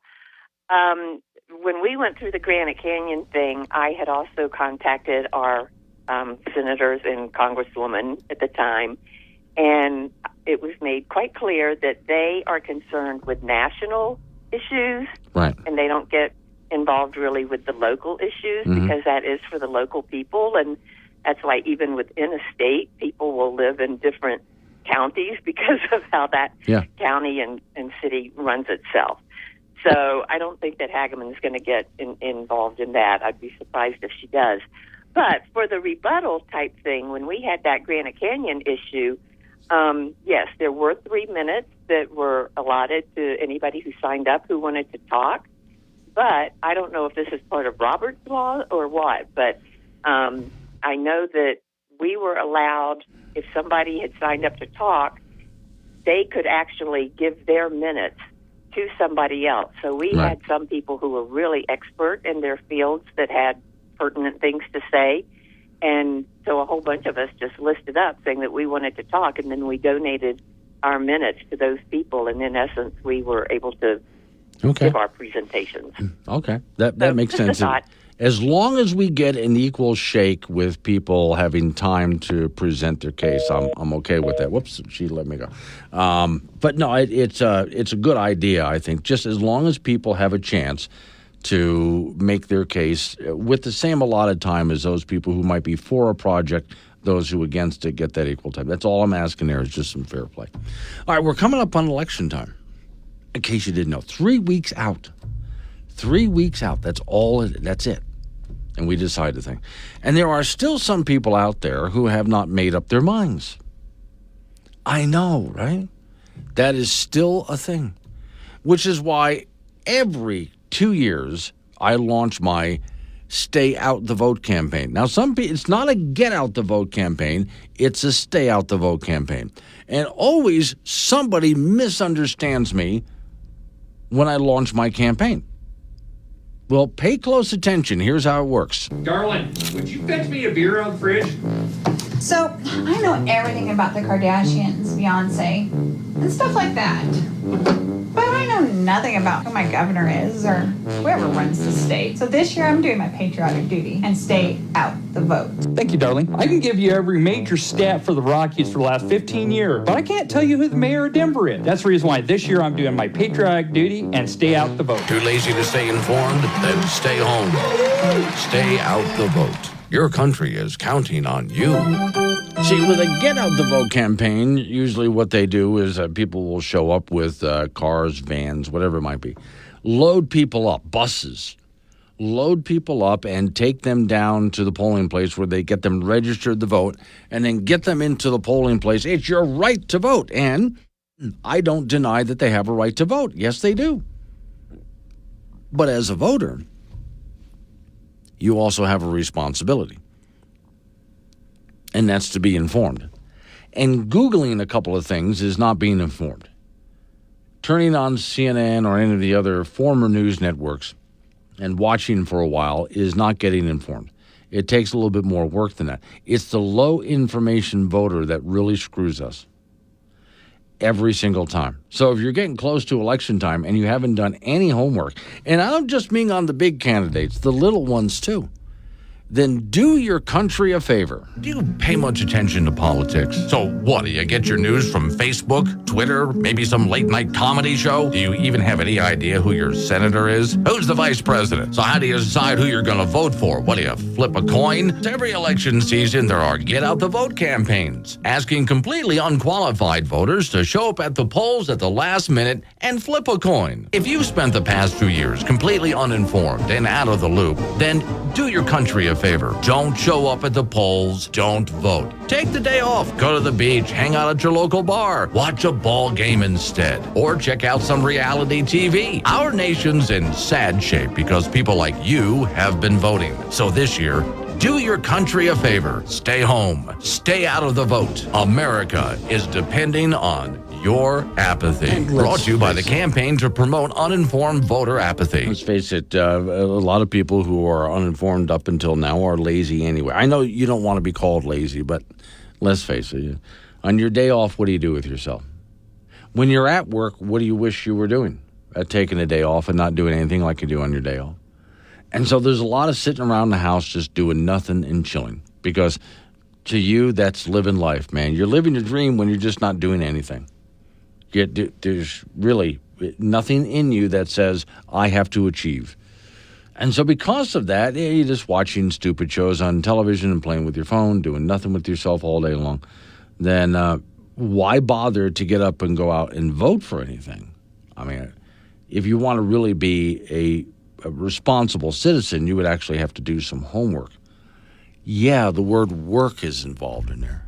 I know. So rather than getting out the vote, I would say do us all a favor, do your country a favor, and stay home. That is your patriotic duty. Jones is in Casper. They have denied us, give us our 3 minutes, both county and city. Tell Micah tell Micah that. Okay. But no, what we're talking about with that one is I just want to make sure at different meetings, city council, county commission, that there is equal time given. If they're going to let someone give a PowerPoint presentation, then let someone from the opposition do it too. That's what Jones is talking about. All right. Coming up on 8:46, Wake Up Wyoming. Serious takes on local politics, or something like that. Tune in weekdays 6 to 10 a.m. to Wake Up Wyoming with Glenn Woods.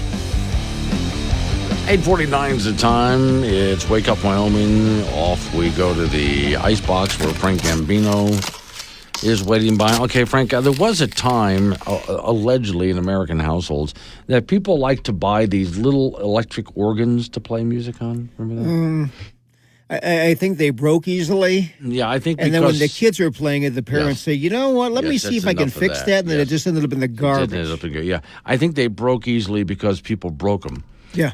But anyway, yeah, just enough of that. Okay. Oh God, there's these little things you can almost put them on your lap. They were just horrible sounding too.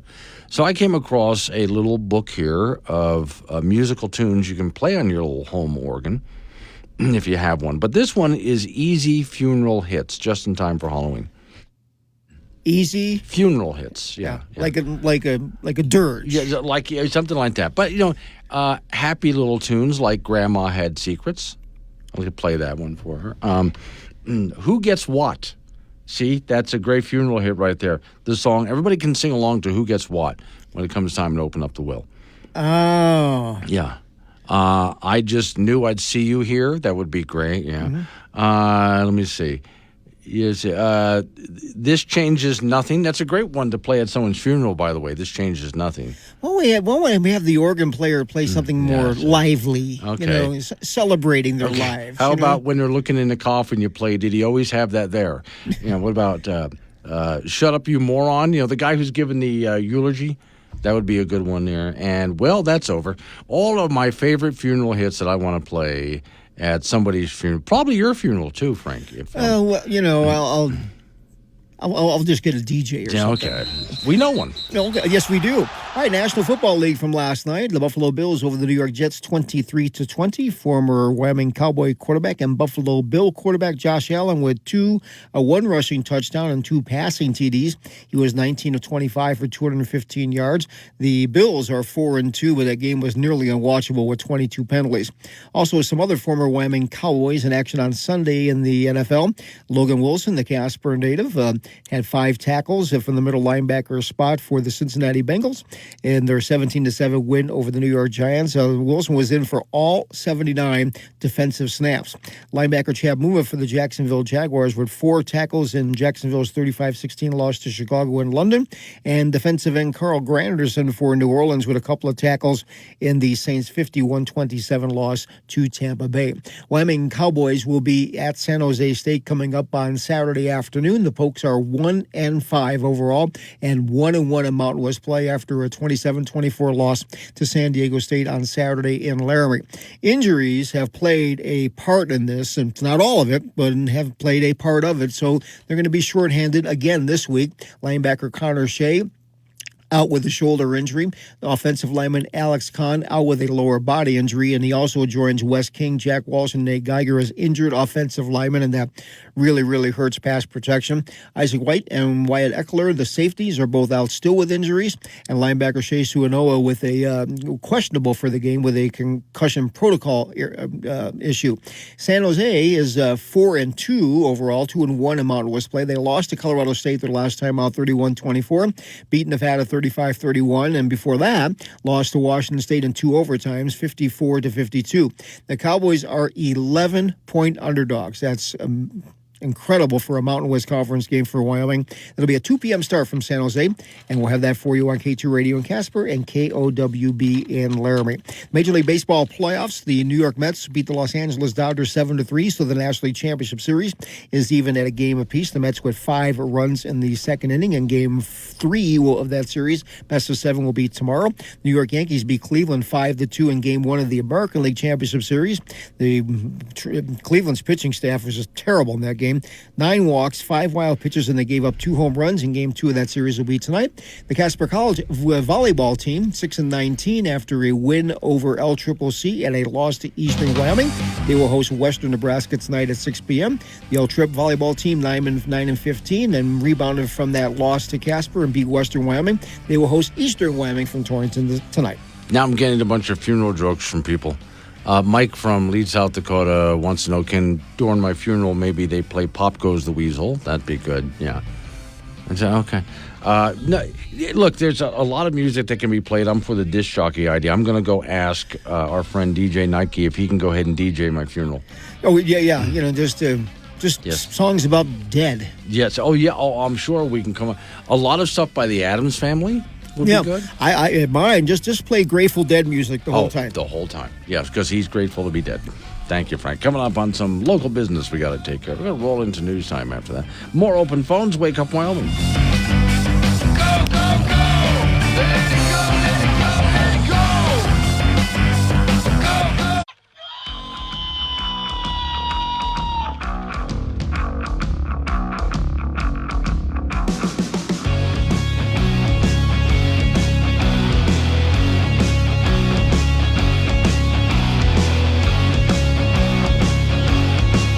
9:06 the time. It's Wake Up Wyoming. My name is Glenn Woods. Thanks for joining me. It is a Tuesday, which doesn't suck as much as Monday. Today's show is sponsored by pretzel-flavored mustard. Why eat the pretzel when you can just eat the mustard? Teeth not required. Just go ahead and slurp it down. Warning, this show contains reference to guns, liberty, limited government, low taxation, the cult of climate change, free thinking, cigar smoking, short people, rubber chickens, Karen's bureaucracy, liberal buzzwords, tour runs, traffic, toilets, terrible jokes, and more. No apologies will be issued. Guest callers may express any opinion they want without fear of being canceled. Unless you're a loudmouth jerk like Dave, then Glenn will hang up on you. Strap in, hold on to your coffee, and feel free to participate. This disclaimer does not refer to every person named Dave, just one particular Dave from San Francisco. We know a lot of Daves. They call this show all the time, and they're great people. So don't call this program and complain that we use your name. That would be a real Dave move, Dave. Plagiarism once again. So let's take a look at the story. You're going to hear a lot about this over the next couple of days, but not from your irrelevant, obsolete news media. I mean, MSNBC's not going to talk about it. If they do, CNN's not. If they do, they're going to try to dismiss this. But Kamala Harris is called plagiarizing. I know you're shocked, right? Okay, here's what it says. Just scroll down, right? Just get to the immediate point of the story. Okay. Exclusive. Kamala Harris plagiarized at least a dozen sections of her criminal justice book. She called it Smart on Crime. That was the name of the book. According to a new investigation, the current vice president lifted material from Wikipedia for one. The investigation was conducted by Dr. Stephen Weber, a famed Austrian plagiarism hunter, who has taken down some pretty big names in Germany, for example, but also here in the United States. And some sources went out and independently confirmed what he was talking about just to make sure it was all right. And I mean, I'm looking at some of the things here where there's what she had in her book years ago, and then what she lifted it from, and it's pretty much dead on. Now, let's go back a little bit. Remember anchorwoman Connie Chung? Okay, we're going to go back to 1988. Does this sound familiar to you? Democratic presidential candidate Joseph Biden today faces a controversy that his opponents could use in raising questions about his character. 3 weeks ago, at a debate at the Iowa State Fair, he used phrases identical to those delivered by British Labour Party leader Neil Kinnock. Biden seemed to be claiming Kinnock's vision and life as his own. Why is it that my wife, who's sitting out there in the audience, is the first in her family to ever go to college? Why is Gladys the first woman in her family in 1,000 generations to be able to get the university? My ancestors who worked in the coal mines in northeast Pennsylvania don't come up after 12 hours and play football for 4 hours. Those people who could work 8 hours underground and then come up and play football. It's because they didn't have a platform upon which to stand. There was no platform upon which they could stand. The notion that every thought or notion or idea you'd have to go back and find and attribute to someone, I think is, quite frankly, ludicrous. The problem here is that Senator Biden told his audience he'd just been thinking about these things, and he failed to give any credit at all to his famous British speechwriter. You know, I was thinking on the way over here.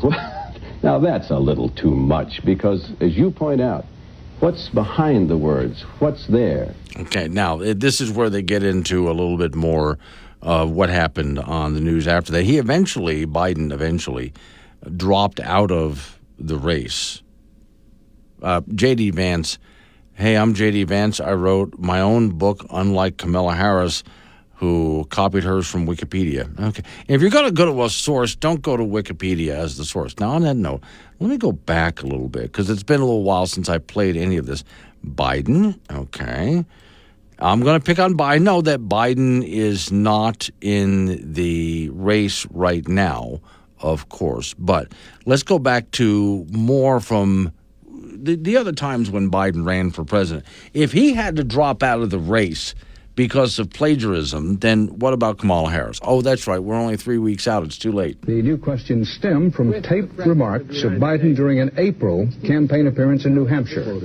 I went to law school on a full academic scholarship, the only one in my class to have a full academic scholarship. Went back to law school and, in fact, ended up in the top half of my class.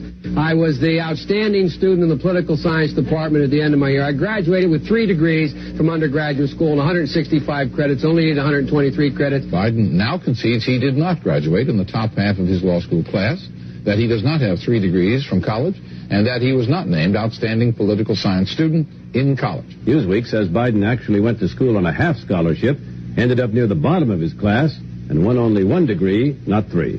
Joe Biden ranked 76th in a class of 85 at the University of Syracuse Law School. I mean, this guy comes off this whole thing as a flyweight. Now Biden says, Newsweek is right, his memory had failed him. His memory had failed him, or in other words, it's a lie. There is one less candidate in the race for the presidency tonight. Delaware Senator Joseph Biden dropped out of the hunt today, saying the disclosures about his plagiarism in law school and his exaggerations about his academic record made it impossible for him to continue. I do it with incredible reluctance, and it makes me angry. I'm angry with myself for having been put myself in the position of having to make this choice. The Delaware Democrat is the second candidate to be forced from the race by questions of character and integrity. Gary Hart dropped out. So in his earlier years, Biden ran for president twice, and both times had to drop out for dishonesty, plagiarism, and so on. So, okay, now let's go back to Kamala Harris. Someone's been digging into a book that she wrote some years ago, and it turns out that a lot of it was just lifted from Wikipedia and dropped right into her book. Rather than her writing the book herself, they just lifted it and just dropped it right in and claimed credit for the whole thing. So, all right. So what then with her? Do we do the same thing with her? She's not going to be forced to drop out, is she? No, it's too late. Again, we got 3 weeks left with it. But should she be called out on it? Well, yes, absolutely. And you're hearing this from me. You're going to hear it from other radio talk shows. It'll make Fox News, of course, and some other conservative sites. I'm interested to know what now with other news media, because what you just heard there from back in the 80s was NBC and CBS, and even CNN covered it. Some major news organizations, newspapers at the time were a big thing. And so newspapers covered the story about Biden's plagiarism at the time. So who do you think, since now the news media runs such cover for the Democrats, more than they used to before, but more than ever before, what do you think now? I don't expect them to do anything but dismiss it at first, then make excuses, and do anything they can to change the subject, rather than bringing up that, hey, by the way, this person you're claiming is so honest. More proof that she isn't. In the state of Wyoming, there are highways that need your attention. You can adopt a highway. Morty and I, we adopted our highway before it took a wrong turn in life. We're trying to keep him on the straight and narrow. It was just a little dirt road. Now look at him. He's got beautiful blacktop, and he's doing 75 miles an hour. Yes, make sure Wyoming highways stay clean and well-maintained. Adopt a highway today. It's Wake Up Wyoming with Glenn Woods on AM 1030 K2 Radio. Join the show at 888-97-WOODS. 9:20 is the time. It's Wake Up Wyoming. My name is Glenn Woods. Thanks for joining me. All right, 888-97-WOODS, the phone number. 888-97-WOODS. So I got a California story for you. A while back, I wanted to rewrite a song about the Beverly Hillbillies, and you guys helped me out with that. So the song, of course, the Beverly Hillbillies, they strike oil, and they moved to Beverly. Today, however, a bunch of Republican hillbillies that got rich on oil, how would they do in Beverly Hills? Right. So, of course, they would have to just turn around and get the hell out of there. There's no way. The whole show, the premise of the show, would be them packing up and leaving because there's no way they'd be able to survive there. So, with your help, we wrote this one. Then I found a guy who could sing it. Come and listen to my story about a man named Jed, a poor mountaineer, barely kept his family fed. Then one day he was shooting at some food, and up through the ground came a bubbling crude. Now he's a rich white guy living in Beverly Hills. Liberals, Botox, hypocrites, gun control. Well, the first thing you know, they tax his underwear. Ken folks said, Jed, move away from there. Said, California is the place you need to leave. So they loaded up the truck and they moved to Tennessee. Low taxes, coal mines, and diesel trucks. So, yeah, thanks for that. There's more to that song, but you get the basic idea. Let's go back to California real quick. And this is one of the reasons why you're glad you don't live there. California government blocks new Elon Musk rocket launches, citing Elon Musk's support for Donald Trump. Yeah, now, look, if they wanted to block launches because environmental reasons, even though really then have no idea what they're talking about with environmental reasons in California, and they're one of the worst states on the environment, but all right. But that's not why. Story says the California government denied U.S. Air Force requests to allow Elon Musk SpaceX to increase California rocket launches, citing Elon Musk politics, because he now is a Trump supporter. U.S. Department of Defense and large bipartisan coalition of lawmakers endorsed the launch expansion, with some center-left housing activists attacking the vote as no different than the California Coastal Commission consenting denial of housing. So the Air Force and Space Force have requested that California Coastal Commission allow SpaceX to increase its annual permitted launches from Vandenberg Air Force Base in the Santa Barbara area from 36 to 50 for the year. Elon Musk is hoping, and think about how much money is Musk making off of these kinds of launches right now. And did you see the recent one? Blew my mind. They launch a test rocket up.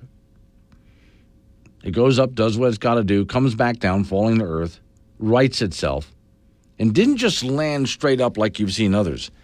Lands back where it started on the launch bay where a couple of arms grab it.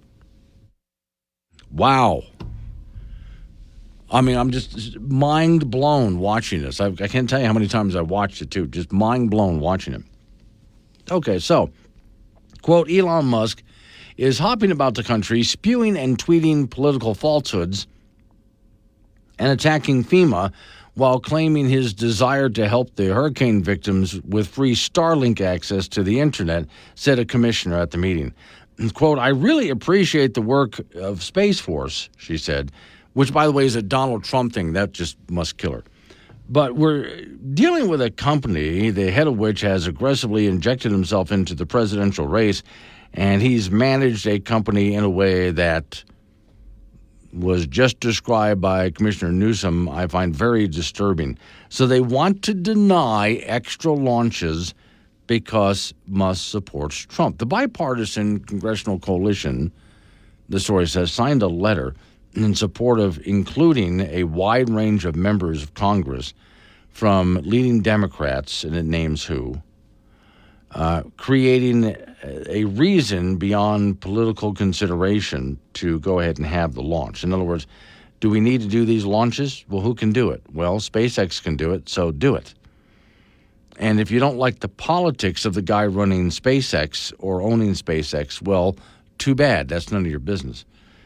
Boeing Starliner, it talks about that it talks about the problems that Boeing's having in this. There's really no one else right now that can do it. So you go with SpaceX, right? The story continues to talk about Boeing for a bit. Then, quote, first, Newsom drove SpaceX to move to its headquarters out of California. Now this. So, yeah, remember that too, because Elon Musk originally was much more liberal, and some years ago was much more liberal. He's had just about enough of this, and was working out of California. And SpaceX was created and was launching out of California. Everything that SpaceX did was out of California. But having to deal with California, Musk has had just about enough. And that's what turned him, I would say, not even so much more conservative, although he's a Trump supporter now, but even much more libertarian, a much smaller government kind of guy. One of the things I was most impressed with Musk, a few years ago, he wanted to launch a rocket. And at the last minute, some agency, some bureaucratic agency, said, you can't launch it. And it was because of paperwork. And they're doing the final countdown here, but because of paperwork, you can't launch this thing. And Musk basically said, ignore them, launch it. And so they did. And the agency backed off. Because it would really look bad for them to step up and try to, what are they going to do, arrest Elon Musk for this? What? So the government agency backed off. He's not going to delay launching a rocket at the last moment because of paperwork. Anyway. So, yeah, they forced Musk out of California. He moved to Texas with most of his businesses there. Now he has the opportunity of launching even more rockets for our military. But no, we can't let him do that in California because he's a Trump supporter. Fine. Pack everything up and move it to Texas and Florida. How about that? I wish we all could leave California. Probably the best parody song ever done by Babylon Bee to the tune of the Beach Boys, Wish We All Could Leave California Now.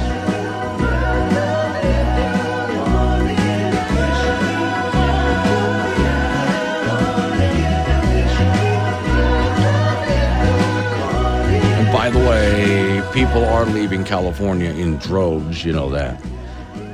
And yet California still doesn't get it, and they keep doubling down on stupid. So let them continue to let California continue to do what it does. We just got to remind anybody who's moving out of California, and I don't think it's too hard to have this conversation. If you come across someone who has left California and has moved into your state, whether here in Wyoming or somewhere else, just gently, you don't have to argue with them, gently remind them why they left California, and ask them to not vote that way anymore. Now, that doesn't mean that they have to put on a MAGA hat, okay, and go all in, but just vote for smaller government. Anytime they see anybody who's pushing for smaller government and they want to be a politician, vote that person in, okay? Do not vote the way you were voting when you lived in California. You see what mess it created. Coming up on local news, after local news update on the weather forecast, and you and I get back into it again. 888-97 Woods, the phone number. That's 888-97-WOODS. Talk about what I'm talking about. Change the subject, fine by me. It's Wake Up Wyoming.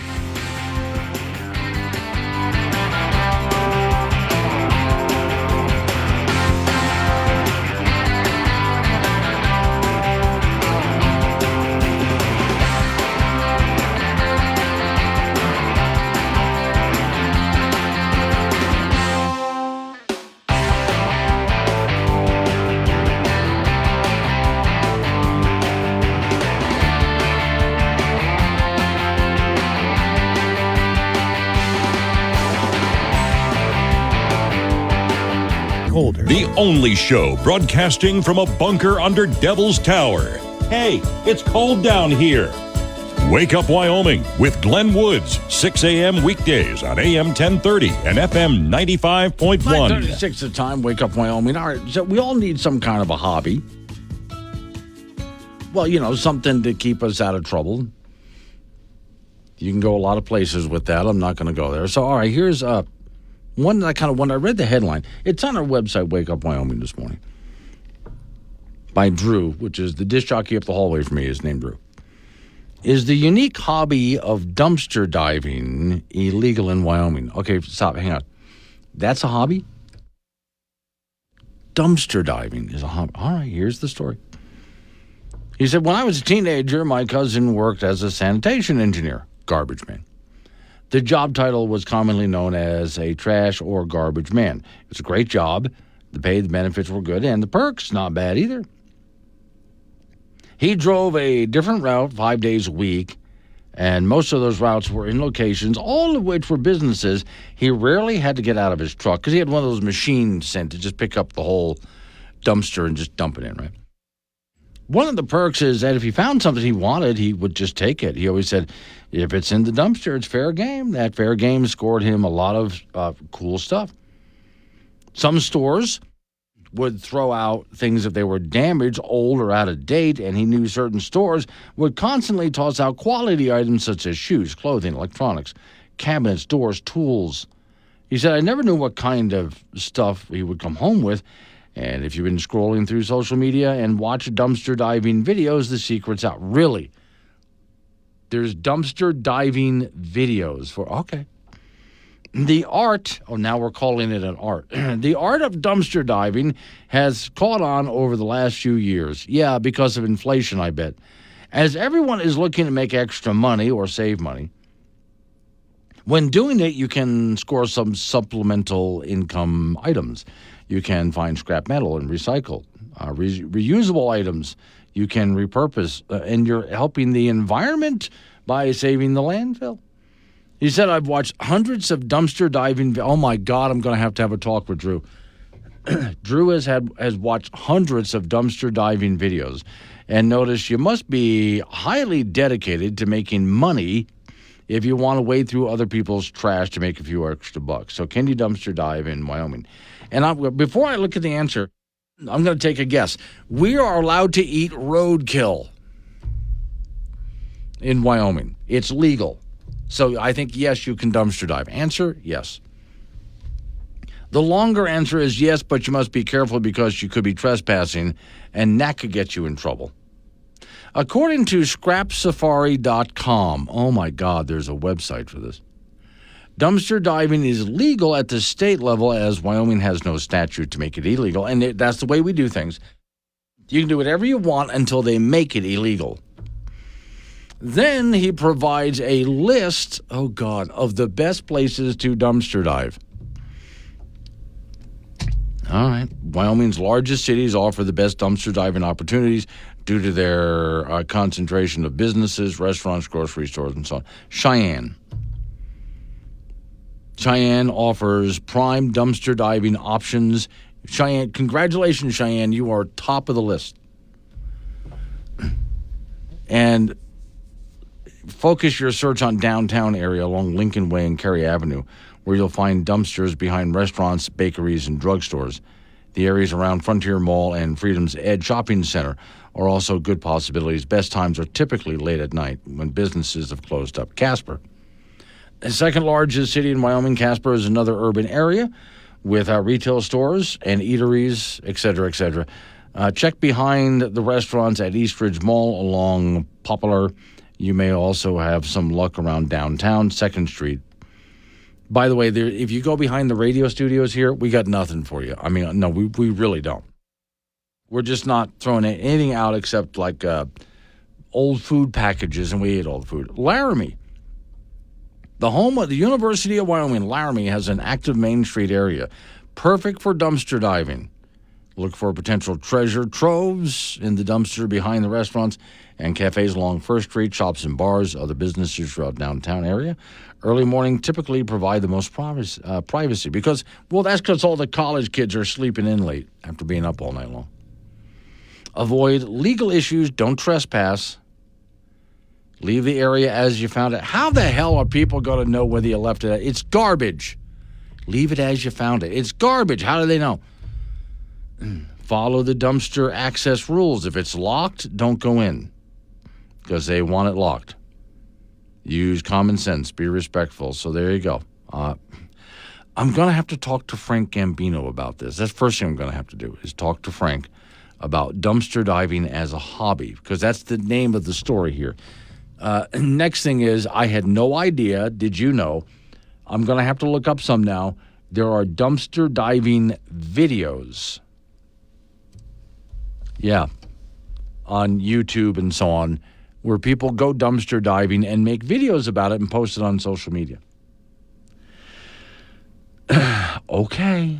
If this is what turns you on, go ahead. Now, I do know I've had friends of mine when I was much younger got their first apartment and they needed furniture. And so they went down into back alleys looking for furniture. Oh, look, someone left a couch out there to be picked up by the garbage man. I think I'll go ahead and pick.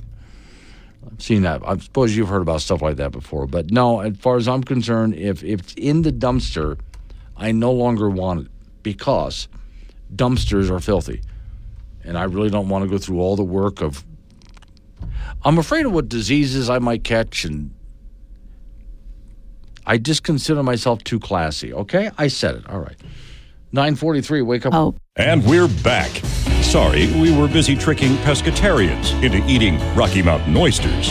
Wake Up Wyoming with Glenn Woods. 9:48 is the time. It's Wake Up Wyoming. Off we go to the icebox, talk to Frank Gambino. Frank, when we're done here, you with your sports report and all that, we got to go down the hallway and have a little talk with our friend Drew. I think there's a problem. Again? Yeah. So he wrote this story, The Unique Hobby of Dumpster Diving. Yeah, because I just saw a guy do it the other day here. Did you? Where were you at? Right here at the station. Really? We don't have anything. No, I don't know. Actually, it wasn't our garbage. It was the business next door's garbage. But all you saw was the guy's legs. Yeah. And his head fully into the dumpster. God. Okay. Now, you see, what Drew's story gets, first off, there's videos on YouTube where people do it as a hobby. What are you looking for? I don't know. Well, now, this Money? is part of what Drew gets into is when he was younger, he knew someone who ran the garbage truck around town, and the guy would wait until he got into places like behind certain retail stores, because sometimes they throw out good stuff. Yeah. Go behind certain restaurants. Sometimes they throw food away, even grocery stores. Well, it's reached its expiration date, but it's still good, so you can grab it there. Yeah. And so that started this whole dumpster diving craze, and apparently there are people looking for good stuff in certain dumpsters. Depends on where you go. You're fighting the homeless people doing that, too. Yeah. So if you have a job, stay out of the dumpsters. I would say so, too. And then Drew offers best places to dumpster dive in Wyoming. Oh, well, we're not 150 North Nichols. We are not. This place is not listed. What do we throw out? Used food packaging. Old wiring. Yeah. No. The wiring goes down to recycle center. We make money off of that. Oh, whatever old electronics we just chuck in there, maybe? Yeah, I don't know. But no, when I usually look in there, what I find is we've been eating, well, we call it food, but it's really garbage. Yeah. But the raccoons don't care. But the packaging is all that's left, and that gets thrown back there. And by the way, yes, our dumpsters have raccoons in them. Now, I have to give credit to Miss Mary. She has a big, warm heart. She arrived at work one day a while back. Bunch of raccoons had jumped into the dumpster. There was nothing down there. Yeah. Now there's nothing to climb on to get out. Yeah, you got to give them a board or a big stick or something. She found a 2x4. They're perfect. And put it there at an angle so they can climb out of it. So now she has a bunch of friends that are raccoons. Which, by the way, here in Casper, Wyoming, I think it was the Ramcota Hotel. There's a lady who went out to her car and there were like 8 or 9 of them. Yeah. Yes, all over the damn place. Yeah. And what her car smelled like, that there were raccoons everywhere, but... we'll leave that one alone. The Wyoming Cowboys back in action on Saturday at San Jose State. It has been rough sledding for the Pokes. They are 1-5 overall, 1-1 in Mountain West play after a 3-point loss to San Diego State at home back on Saturday. The injury bug, which has bugged this team for a while, continues to bug them.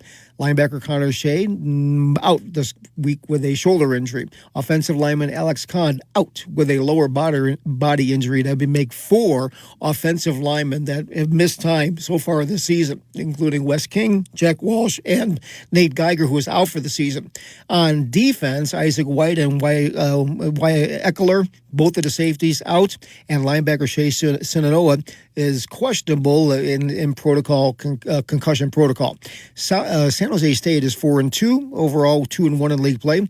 They lost to Colorado State their last time out, 31-24. Beat Nevada 35-31 before that, and before that, lost to Washington State in 2 overtimes, 54-52. Pokes are 11-point underdogs, 11. And it'll be a 2 p.m. kickoff on Saturday afternoon from San Jose.